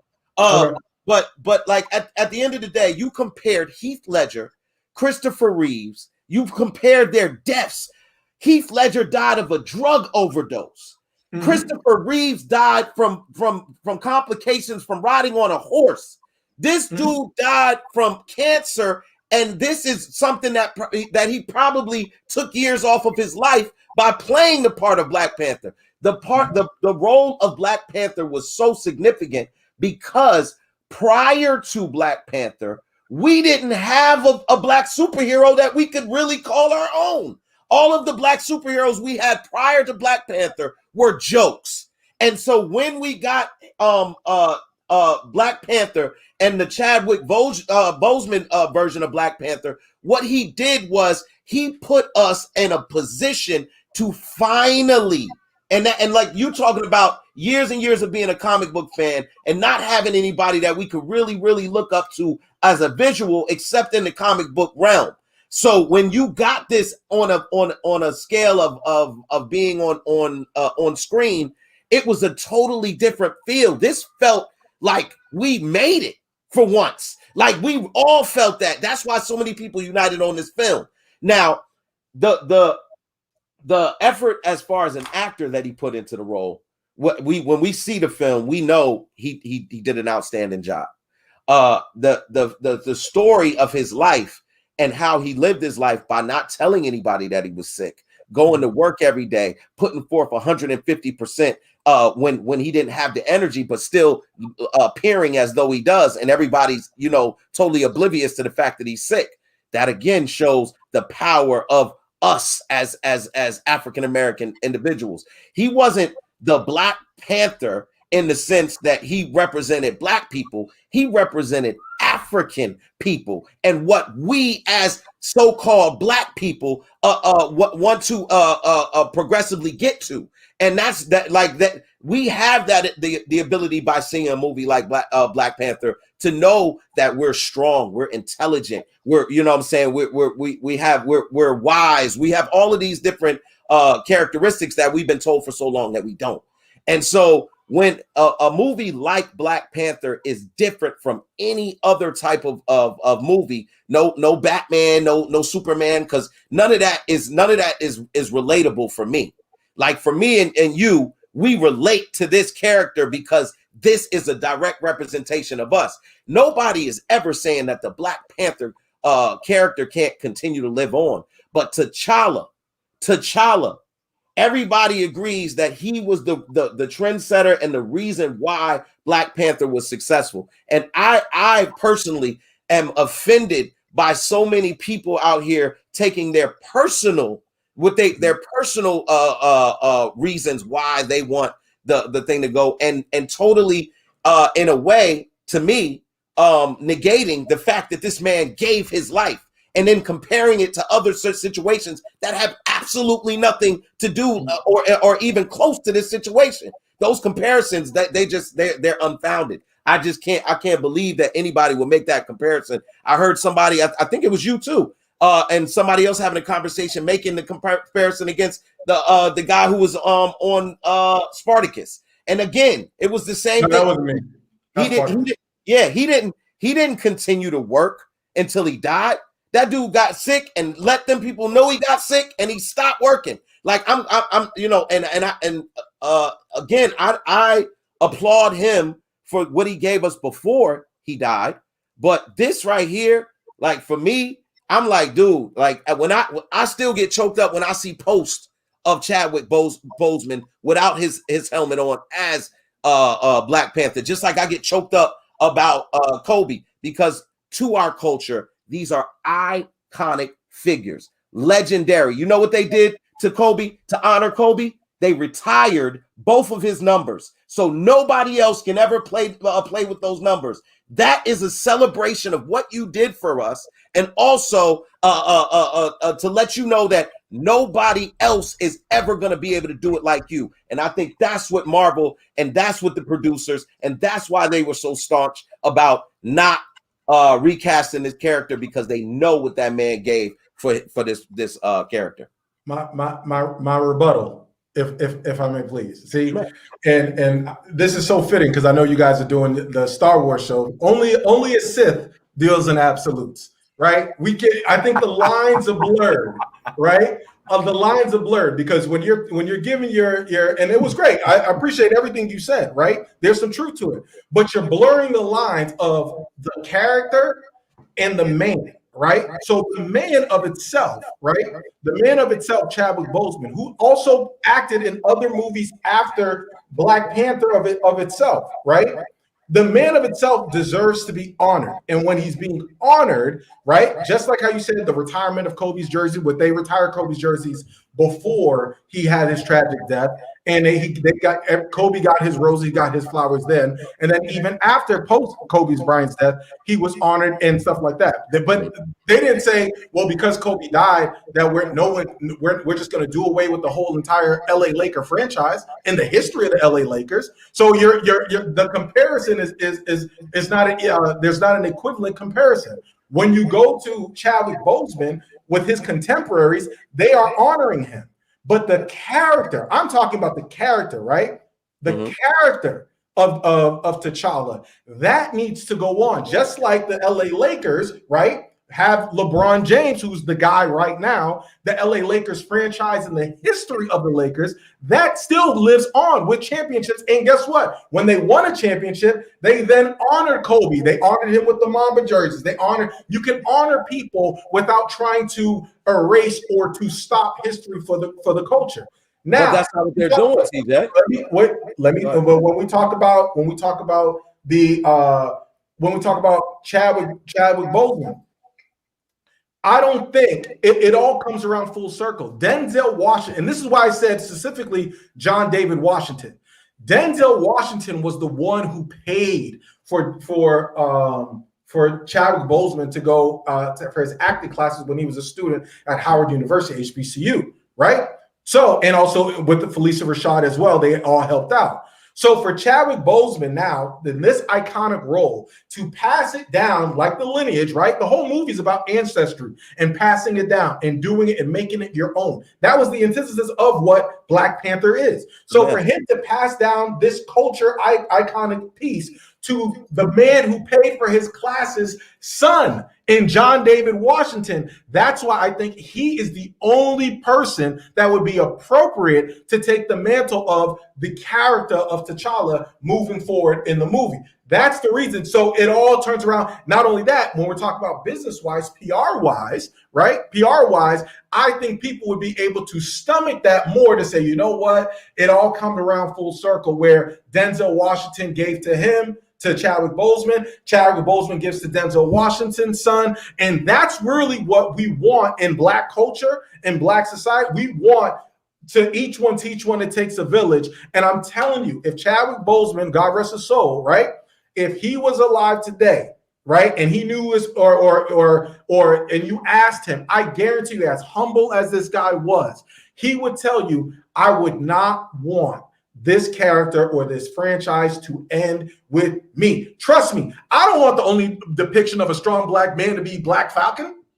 I don't want that. I don't want it to just be him. I'd rather have Isaiah Bradley back there. We want to have T'Challa and that's Are we really we were going to do away with the character of T'Challa and get and miss the opportunity to have a Black love story of not only a Black king, but also a Black love story in Storm, who is another iconic Black woman who is a superhero to be depicted on screen for them to see that Black love story. I'm not talking about Lupita Nyong'o, who turns into Malice and ends up going with Killmonger. Anyway, I'm talking about seeing Storm and T'Challa and having that wedding depicted in Wakanda and talking about the unification of Black love in Africa. We cannot, it's too important of a story. That storyline alone. That's why I said, if something happens to him afterwards, the character T'Challa, and they move on from it, that's fine. And they move on. But then that wouldn't be, TJ, because then everything you're just saying, because you just talked about the character. I just sat here and heard you talk about the character. The mantle of Black Panther is what we should be talking about, because the mantle is going to continue to go on, because you kind of made it seem as though just because they're not, but in the Marvel Cinematic Universe, it's not its time. It's not its time for T'Challa to up and how I'm interested, to be honest, with Ryan Coogler. I'm interested to how they're gonna do it, because I didn't even like how, and I just found out in Fast 9, Brian is still alive in the franchise. They didn't even kill him off. In fact, in Fast 9. So I'm interested to see, in my opinion, and there's people that disagree, but there's a lot of people who understand the significance and want to see it continue to be depicted, that would love to have it be continued on. So it's really to each his own, but I don't think it's an absolute where it's like universal. It definitely, maybe people need time, because time heals all wounds. And trust me, I know I just lost somebody real close to me yesterday, right? You see what I'm saying? That was a serviceman. I get that, but you honor them by the way you live, and you honor them by what they actually represented. And what he represented was giving opportunities for having that character of Black Panther gave opportunities to more African Americans. Anthony Mackie just talked about how and pointed out the fact that why is it that when they did the Black Panther movie, it was an all Black staff, right? They were able to find Black producers, Black showrunners and stuff. However, on the main stage of the Marvel movies, there was lacking in Black producers. Like, so what are you saying? Are we just good enough when it's a Black movie, or are we good enough for the entire universe? We can't lose that character or that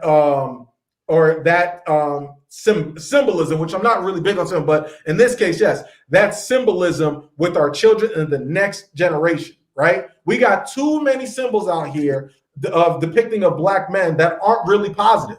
We got Lil Nas X twerking on Satan. So we need a Black Panther and T'Challa as a king out here fighting and talking about the which one? I think we're on Melanin Espresso now.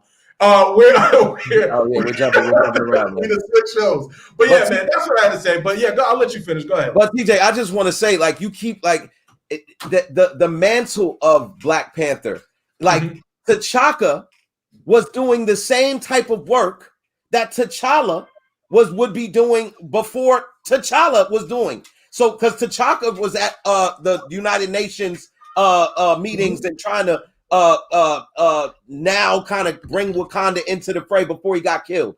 So the idea that T'Challa is the only one that can, represent, our culture the right way. No, it's the mantle of Black Panther and what that represents.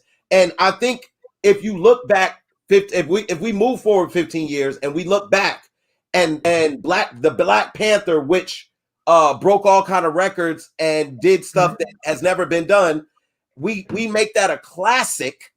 Then we then give our children the ability to go back and use that as a source material reference, and then they see this individual play this part, and then you can give the backstory like, this guy played, this is our first real Black superhero, and he represented us to the best, and he gave his life for it, and that's why there'll never be another person out there that represented this character like this again. Well, can I ask you a question? And I just absolutely. Let me ask you a question. So I think with me, the problem in this argument that I have, as far as the conversation with Chadwick Boseman and T'Challa, is one word. What's that? Never. I don't like the word never. We'll never have it, because I don't think that's an absolute. Because we don't know what's going to happen years from now. Let me ask you this, right? And that's really what I have. I don't. If they said right now or at this moment, I would be like, okay, you got to give people some time. We get it, whatever. I understand. But to say never, that's why I have to pump the brakes. Like, whoa. Let me ask you this: and Lord forbid, I don't want to have this happen. Knock on wood. If Wesley Snipes had passed away in the same fashion, are we all comfortable to say we should never have another Blade movie? I know you're excited about the new Blade movie, right? So I'm excited. But the precedent that we're sending, right? Cool. But the precedent that we're sending out is saying if an actor plays a character, whether it's let's just stick with a comic book character, right? Like whether it's a Batman or whatever character, right? And they happen to die for a circumstance, whether it's cancer, whether it's COVID, whether it's whatever it is, whatever sickness or illness that we don't want to happen to any of our loved ones. Are we setting the precedent that character can no longer be portrayed on film? I think that's a bit much, and that's just where my stance is. But I think in that argument, you're dumbing down the whole significance of what Chadwick Boseman's character T'Challa and the Black Panther meant to us, because we hadn't had anything prior to that. Like if you were just talking about in general. And we had a whole bunch of different actors. Yeah, I get where you're coming from with the precedent, but this is not that. This is the like before Marvel decided to cheat. Before y'all are crazy. Before Marvel decided to cheat, this Black Panther movie broke all the records. It broke all the records. It was the #1 selling movie and all of that in the history of movies, and that. In itself sets a new precedent for everything. So when you have that as being the new precedent, and also a shift in the dynamic of movie making for our culture, that like right there makes it significantly special. Like you put that in its own box. Like one of the things I keep hearing everybody talk about is losing the storyline. Yo, do you know how many Marvel comic book storylines are not going to get movies, and y'all ain't out here tripping about it? So the idea that we're sitting over here like, oh, well, the storm storyline is going to get lost. Oh, we're going to miss out. We didn't have that before. We had it in the comic book, but nobody was over here like clamoring for it until we got Black Panther. So until we got Black Panther, nobody was clamoring for it. So that's what I'm saying. The idea that we're gonna lose storylines when there's movies that plenty of comics that we're not writing about, and this man died for it, and we're gonna sit there and use that as an excuse to make another to recast another T'Challa. That's where I have a problem, because if it was if it was Blade or anybody else, you know what I mean? Like if go ahead. When Storm marries Siri, in Black Panther 2, we will revisit this conversation and we will see what happens then. Because you know it's coming. Hey, we gonna say, man, you know what, TJ, you might be right. So okay. Yeah. Well, look, hold on. Let me just make sure. Look, we all love Chadwick. All right, and nobody's doubting that he put the last little pieces of his life force into his work. But I do think that there's a difference between dying for something and dying while doing something. And the kind of the way you're describing Chadwick is like, like he died for the part of T'Challa. And nah, that's not what I'm saying. I'm saying the fact that he kept it to himself and didn't say a word and went to work every day. The same thing. He did the same thing for the movie with the five heartbeats. Five bloods. Five bloods. You're right. But was that the first? Was that the first old singing movie that was made? That's what I'm saying. Like this Black Panther movie with Black military. He died for those movies. If you're speaking in the way that you're speaking about it, like he laid down his life for the Five Bloods, the same way that, but he knew the weight he was carrying with T'Challa. He knew the weight he was carrying with Black Panther. One of his interviews, he broke down, started crying because he was talking about how there was some young kids that could not wait for the movie to the point where they were on death's door, and they were like trying to hold on just so that they could watch the Black Panther movie. So the weight of his character in itself is indeed that grandiose. However, I believe that what TJ's saying is right. I think that he does have a huge impact on the role, but the role still exists without him, unfortunately. And for us to say, look, now that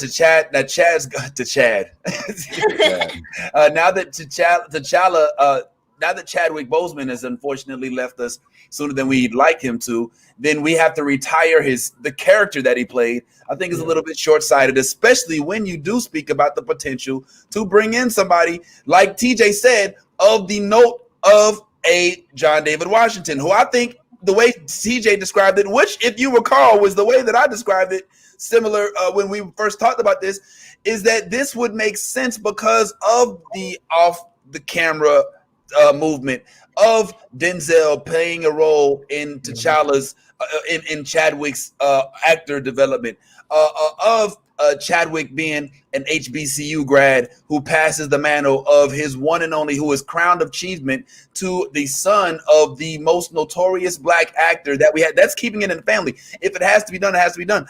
I don't want, look, last time we talked about this, I had the clips of Storm and T'Challa, kissing and all that. I want to see that fucking storyline too. So, I mean, yeah, there's a whole bunch of other stuff, but there is a whole host of story left in T'Challa. And what these folks that have this that are signing this petition are saying, they're not saying, look, fuck Chadwick Boseman, he didn't do shit. They're saying, yo, look, he did this thing and we hate that he's gone, but we still like T'Challa. T'Challa was dope even before Chadwick came into. Chadwick made him even doper. So don't throw the baby out with the bathwater. We're sorry that Chadwick's gone. Let's give him a good send off. Let's revise the script. Let's think about who we're casting, and let's do it smart. Let's not do it like some people are saying in casting people that I don't think faintly fit the part, like this gentleman right here, Ray John Page. You know what's gonna happen, Vince? Go ahead. You know what's gonna happen? They're gonna end up casting Sebastian, the dude who plays Winter Soldier. He's gonna be the new T'Challa because apparently in every movie, Black women just giving the Winter Soldier googly eyes. Surrey did it in the end credit scene. Now this guy's playing with the kids, being a father figure to sister's kids. His nephew. I don't want to see that crap. He coming to cookouts. Yeah, he's coming to cookout and he's lifting shit and he's sleeping on the couch.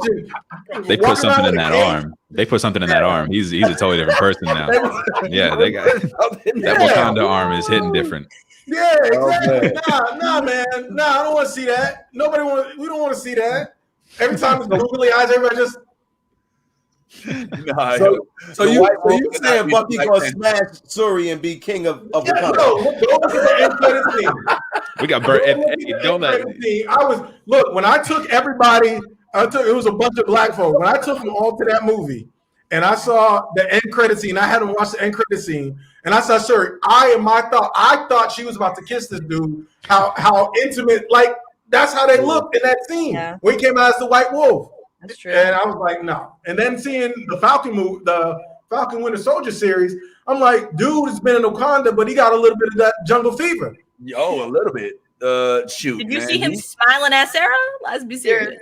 Yeah, this dude had his arm up like this, holding children, spitting game to a sister in the real series. And did you see how she was looking at him though? Like, I'm gonna marry this man.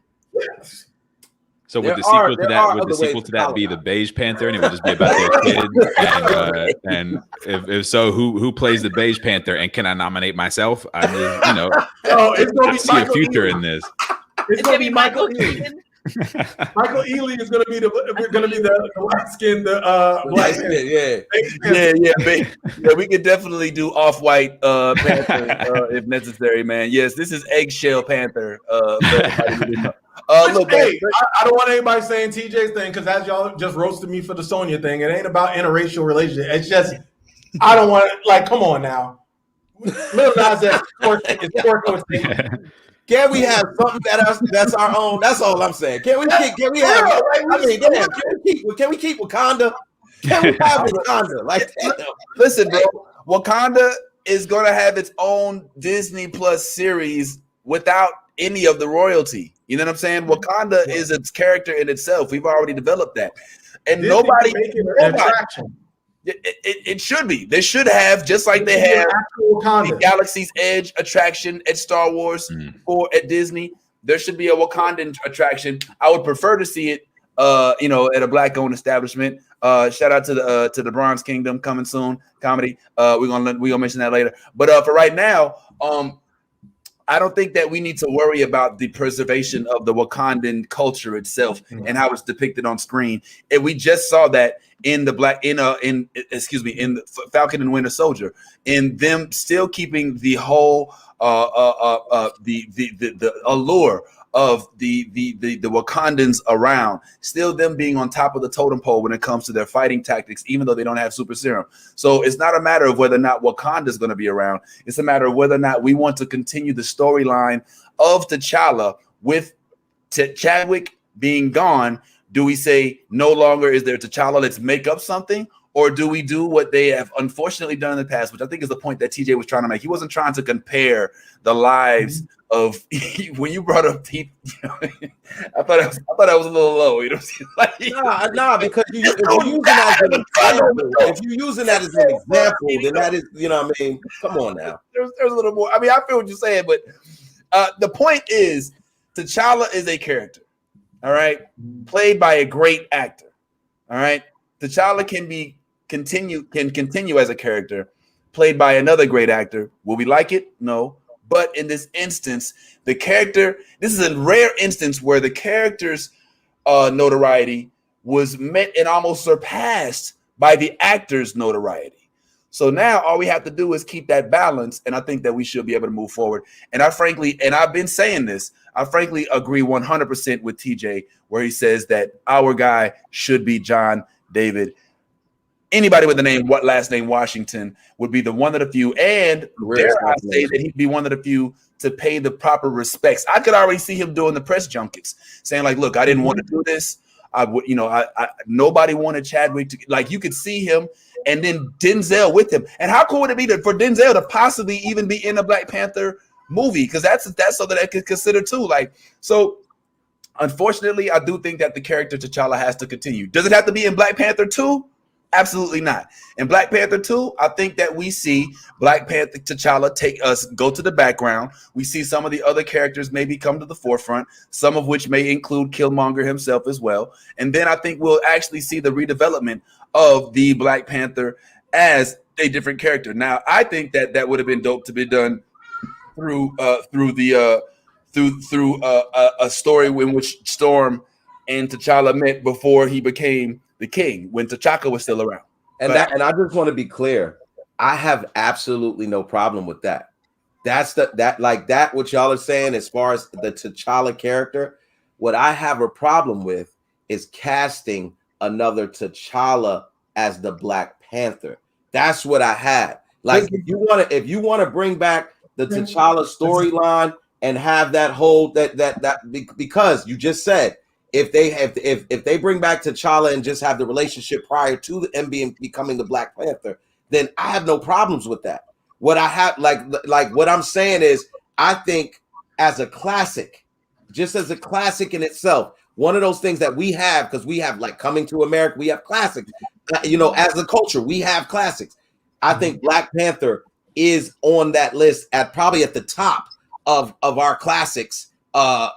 Just because of what it represented, it was the first of its kind, and the type of publicity that it got, because it was the biggest selling movie in the history of movies.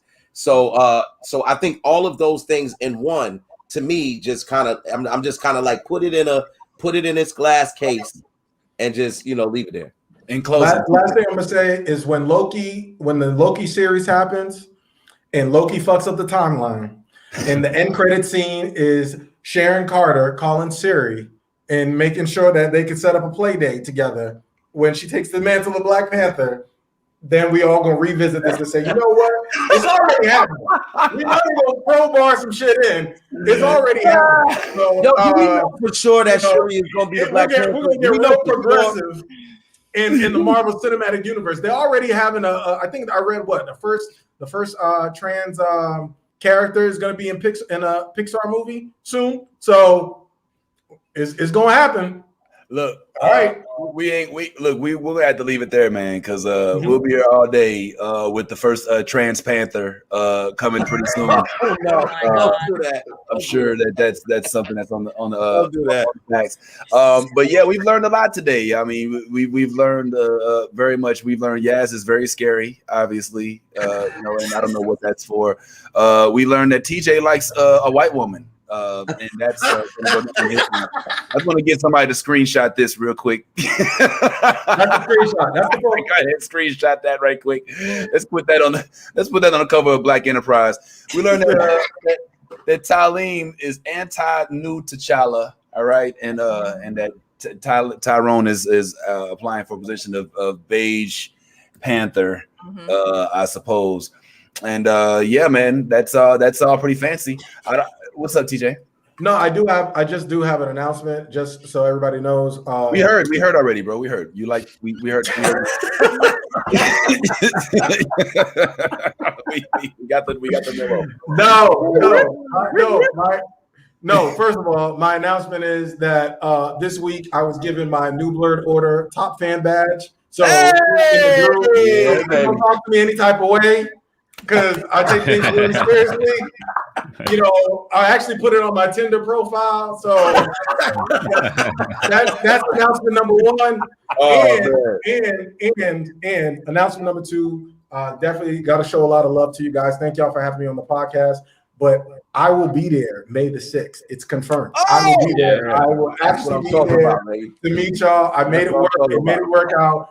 Yes. Everything is great. So I will be there. I'm only going in for one day. So I'm there and I'm driving right back. So I'm going there specifically so I could check y'all out. So make sure y'all come out and see this podcast, show love, and look forward to it, man. We breaking all kind of news today, man. Look at that. TJ's gonna stop through, man. Maybe even say a word or two. I don't know, man, but that's a big deal, man. Because I know TJ don't come out for just anything. You know what I'm saying? I mean, really appreciate you, man. I mean, shit. Look at that, man. Look at Tyrone, man. You just jumped on the bandwagon too. Tyrone's coming too. Just so y'all know, Tyrone had to think long and hard about it. That was the tipper. I was like, Vince, yes, yeah, yeah. But when they said Tyrone was gonna be there, I was like, I gotta be. Like, let's make it happen. Let's figure this shit out. We're gonna have to. is the Orlando Convention Center open? Because that's going to happen to a lot of people. So you're all going to have to. It's going to have to change. We're going to need about 4,000 seats. You might be right, Lisa, you did have the top badge fan for a while. Don't get it twisted. You are definitely the person holding that title. When I look on my stats and stuff like that, for our page and stuff, you've actually held that title for a while because you're so consistent. So with the title, and yes, there's different categories that you can have actually on Facebook and different tiers, like for your fans and stuff like that. And definitely I have a little list of top fans and loyal fans. So don't worry, when we hit 2,000 followers, I will start gifting those awesome Patreons and making sure that you guys have some new Blerd Order merchandise just for sticking with us for being loyal. For all the peasants who aren't top fans of this podcast, okay, please, when my comments in the comments say to take priority over the rest of you, so just make sure you show some proper respect when you see me. All right? Can we for top fan badges, can we just do like a Mortal Kombat tournament and then just have yes, I love that idea. TJ versus Lisa first week and we'll see how it goes. Bar at the top. Yeah, I'll get the energy bar. Yeah. I want to see somebody's spine come out of their back. Before TJ sings, I like the way you move. These are my Dr. glasses. Okay, all right. I can see it. I like the way you move. Go ahead. From the Dungeon family. Anyway, hilarious. Well, yeah, for those of you all who are wondering, if you do want to come out to the show, we still have some seats available. You can just click.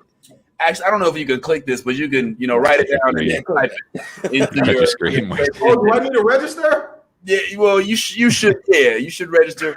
A couple things. We are going to have to. It looks like we're going to have to expand the seating as the 20 cap that we put on there has been blown through. Like Lisa, and So it's a lot going on for that day. So be in the building. If you ain't got your seats, if you ain't got your tickets yet, then go to thelaughjedi.eventbrite.com. Reserve your seats. You'll need a ticket to get in. It is free for everybody before 8. If you happen to get there after 8 and you have a ticket, you should be okay. If you don't have a ticket, then you will be forced to wait in the parking lot. But hey, I'm sure there's plenty of fun stuff going on in the parking lot too. As far as this upcoming week goes, we will be back next week. Myself, Taz, Ty, Yaz. Did you just combine us? I did. It's Taz. Yeah, I don't know what's going on. Oh, it looks like Bad Ty is frozen, and that's because he just texted me, said his power just went out. Oh no! So, we could say all kind of crazy stuff about him, and he can't. Unfortunately, the time is out for the day, and he looks very disgusted right now. Look at his face. Hey, Tyleem, stay completely still if you think we should recast T'Challa. Log off, Ty, if you think that we should. Okay. I think he wants us to recast him.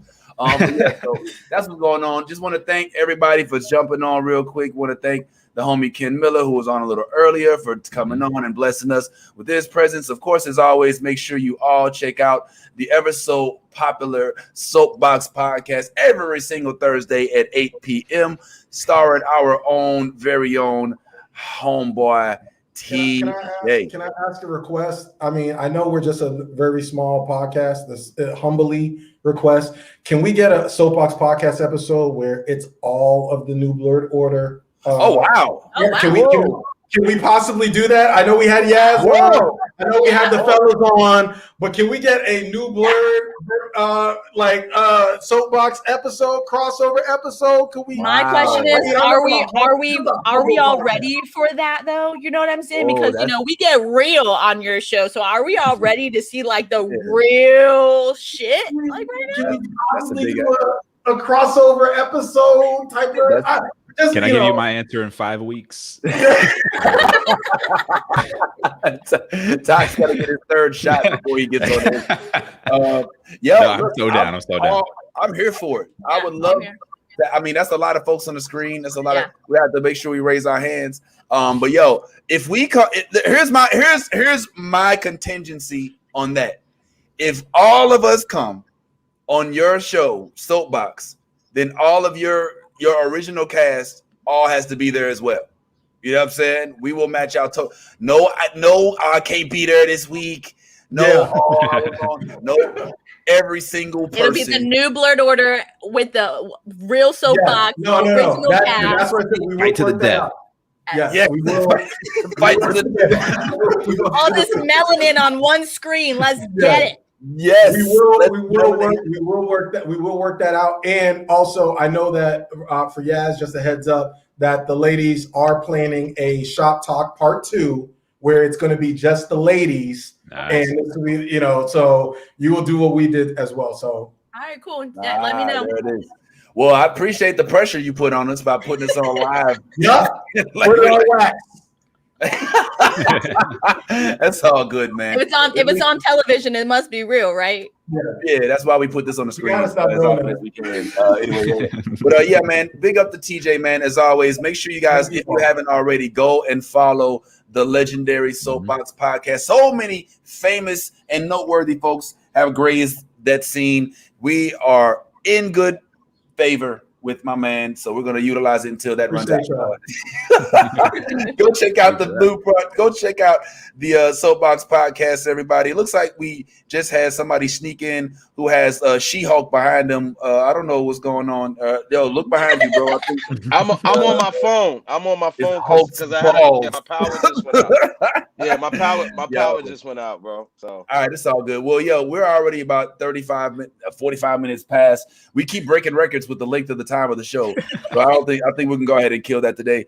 Anything on the way out, guys? I'm gonna go ahead and kill this, man. Because yo, look, man, this weed ain't gonna smoke itself. Good Lord. Thank you for being here. Thank you for watching. That's all I got. Thank you. Thank you for our followers on Facebook and our followers on Instagram. Don't forget, guys, we're on Instagram, so please go on there, like the new Blerd order. You'll catch us with stuff you haven't seen on Facebook. It will be on there, so just keep every option you can open for new Blerd order. We're on Instagram, we're on Facebook, we're on YouTube, so you can watch us anywhere, and stay tuned. Get hype. You know what I'm saying? Absolutely. And I want to say something real quick before I let us all get up out of here. Listen, this is the new Blerd order. All right, Blerd just is somewhat of a combination of black and nerd. Yes, we're black. Even if we're not, we're in ancestrally black for the most part. There's melanin embedded in the overwhelming majority of us, and we still like nerd stuff. So just let it be known that when it comes to what it is we post, what it is that we support, some of them are going to be black cultural issues. Some of them, if you are not down with what we call the brown, or are not necessarily what we call woke, or not necessarily in agreement with what black culture tends to represent, may not necessarily be appealing to you. And if you find that that is the case, we kindly would definitely request that you remove yourself from the situation before you say something really stupid that will get you pushed out of the group completely. And that would go for things such as, hey, if you don't like it here, then why don't you just leave? Or I would say the same thing for the group, actually. If you don't like what you're seeing in the group, then you should just leave, because we will always be strong, black owned, black operated, and we will support black people in the overwhelming majority of the things that we I can't say all, I still can't support sugar on grits. Other than that, though, we're good to go. But keep that in mind as you do get your tickets to come and see us on the 6th. We will also be going live on May 4th, celebrating Star Wars the same way we always do. And make sure y'all just tune in next week on special Wednesday. Announcement. Oh, go ahead, sir. Go ahead. No. I mean, after you finish, I just wanted to make sure. Okay, I was just gonna big you up right quick. I was just gonna say, make sure y'all come and tune in to the multiverse on Wednesdays. I believe it's 6, sometime in the evening. Okay, sometime. All right, yo. So look, we got a special episode Thursday. We're gonna be doing a live coverage of the NFL draft. Yeah, so we're gonna be doing live coverage. We're gonna be critiquing the picks as they come through on the wire. So and we will have our special guest TJ Legacy Cole to to stop in and critique those picks with us. Wait. Look, I'm trying to be top fan of 2 podcasts. Okay, 2 podcasts, top fan. Make sure y'all respect me. Wait. So Ty, Sleepy Brown, bro. Ty, you're telling us that next week we're gonna get a double dose, possibly a triple dose of Ties? Wow. Yeah, Black tie, good tie. So Wednesday and Thursday, the multiverse. I haven't talked to my cohort, but I haven't talked to my cohort. Listen, I haven't talked to my cohort about the Wednesday episode, but to see if he's available, I hope that he will be. But if he is not, then the multiverse will still go on with a Wednesday episode, and then we will follow that up with a Thursday episode, a special episode, which will be live from the 2021 NFL Draft with special commentators TJ Legacy Cole and Tyrone Thornhill, and possibly maybe 1 or 2 other guests. You never know. You never know who might pull up. You never know who might pull up. On that podcast. Black tie. Black tie. Yo, that's dope. It's a black tie event. Jar Jar wants to know why you didn't tell light skinned TJ, Tyrone about the broadcast. Up our names like you are parents. What is going on? Because it was one of those things that we had talked about, and we had agreed that we were going to do Thursday. But then I thought about it, and I was like, I don't want to rob our fans. Our fans look forward to that Wednesday show, and where we break down whatever we break down, and if we don't give them what they want, they might go elsewhere, and I don't want to do that. I'm gonna keep everybody happy. So we're gonna still drop jewels because that's what we do on the multiverse, and but we also like to show our diversity, and so sports is another thing that we love over there too. So we're gonna tackle that. 5 weeks. Oh my God! All right. Well, on that note, I'll be guys, there on Wednesday.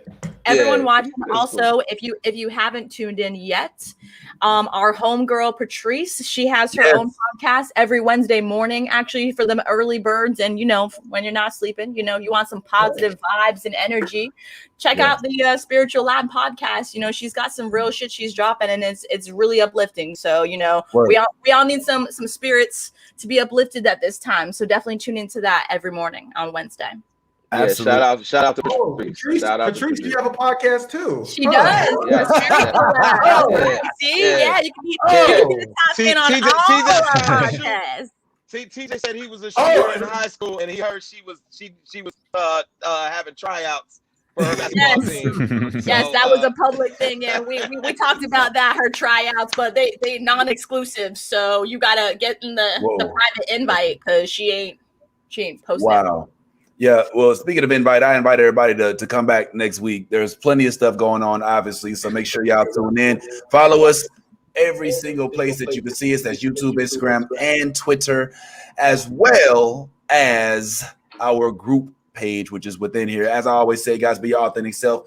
If you're not being yourself, you're being fake, and who wants to be that? And in everything you do, make sure you always let that geek flag fly. Let's do it! Fighter 2, I just really hate Zangief, only Ken and Ra. You, I find it hard to be Blanca, keep a wee ninja hanging and the uncle album banging. If you negative in energy, then stay out the vicinity. Yeah, them niggas over there. Yeah, now look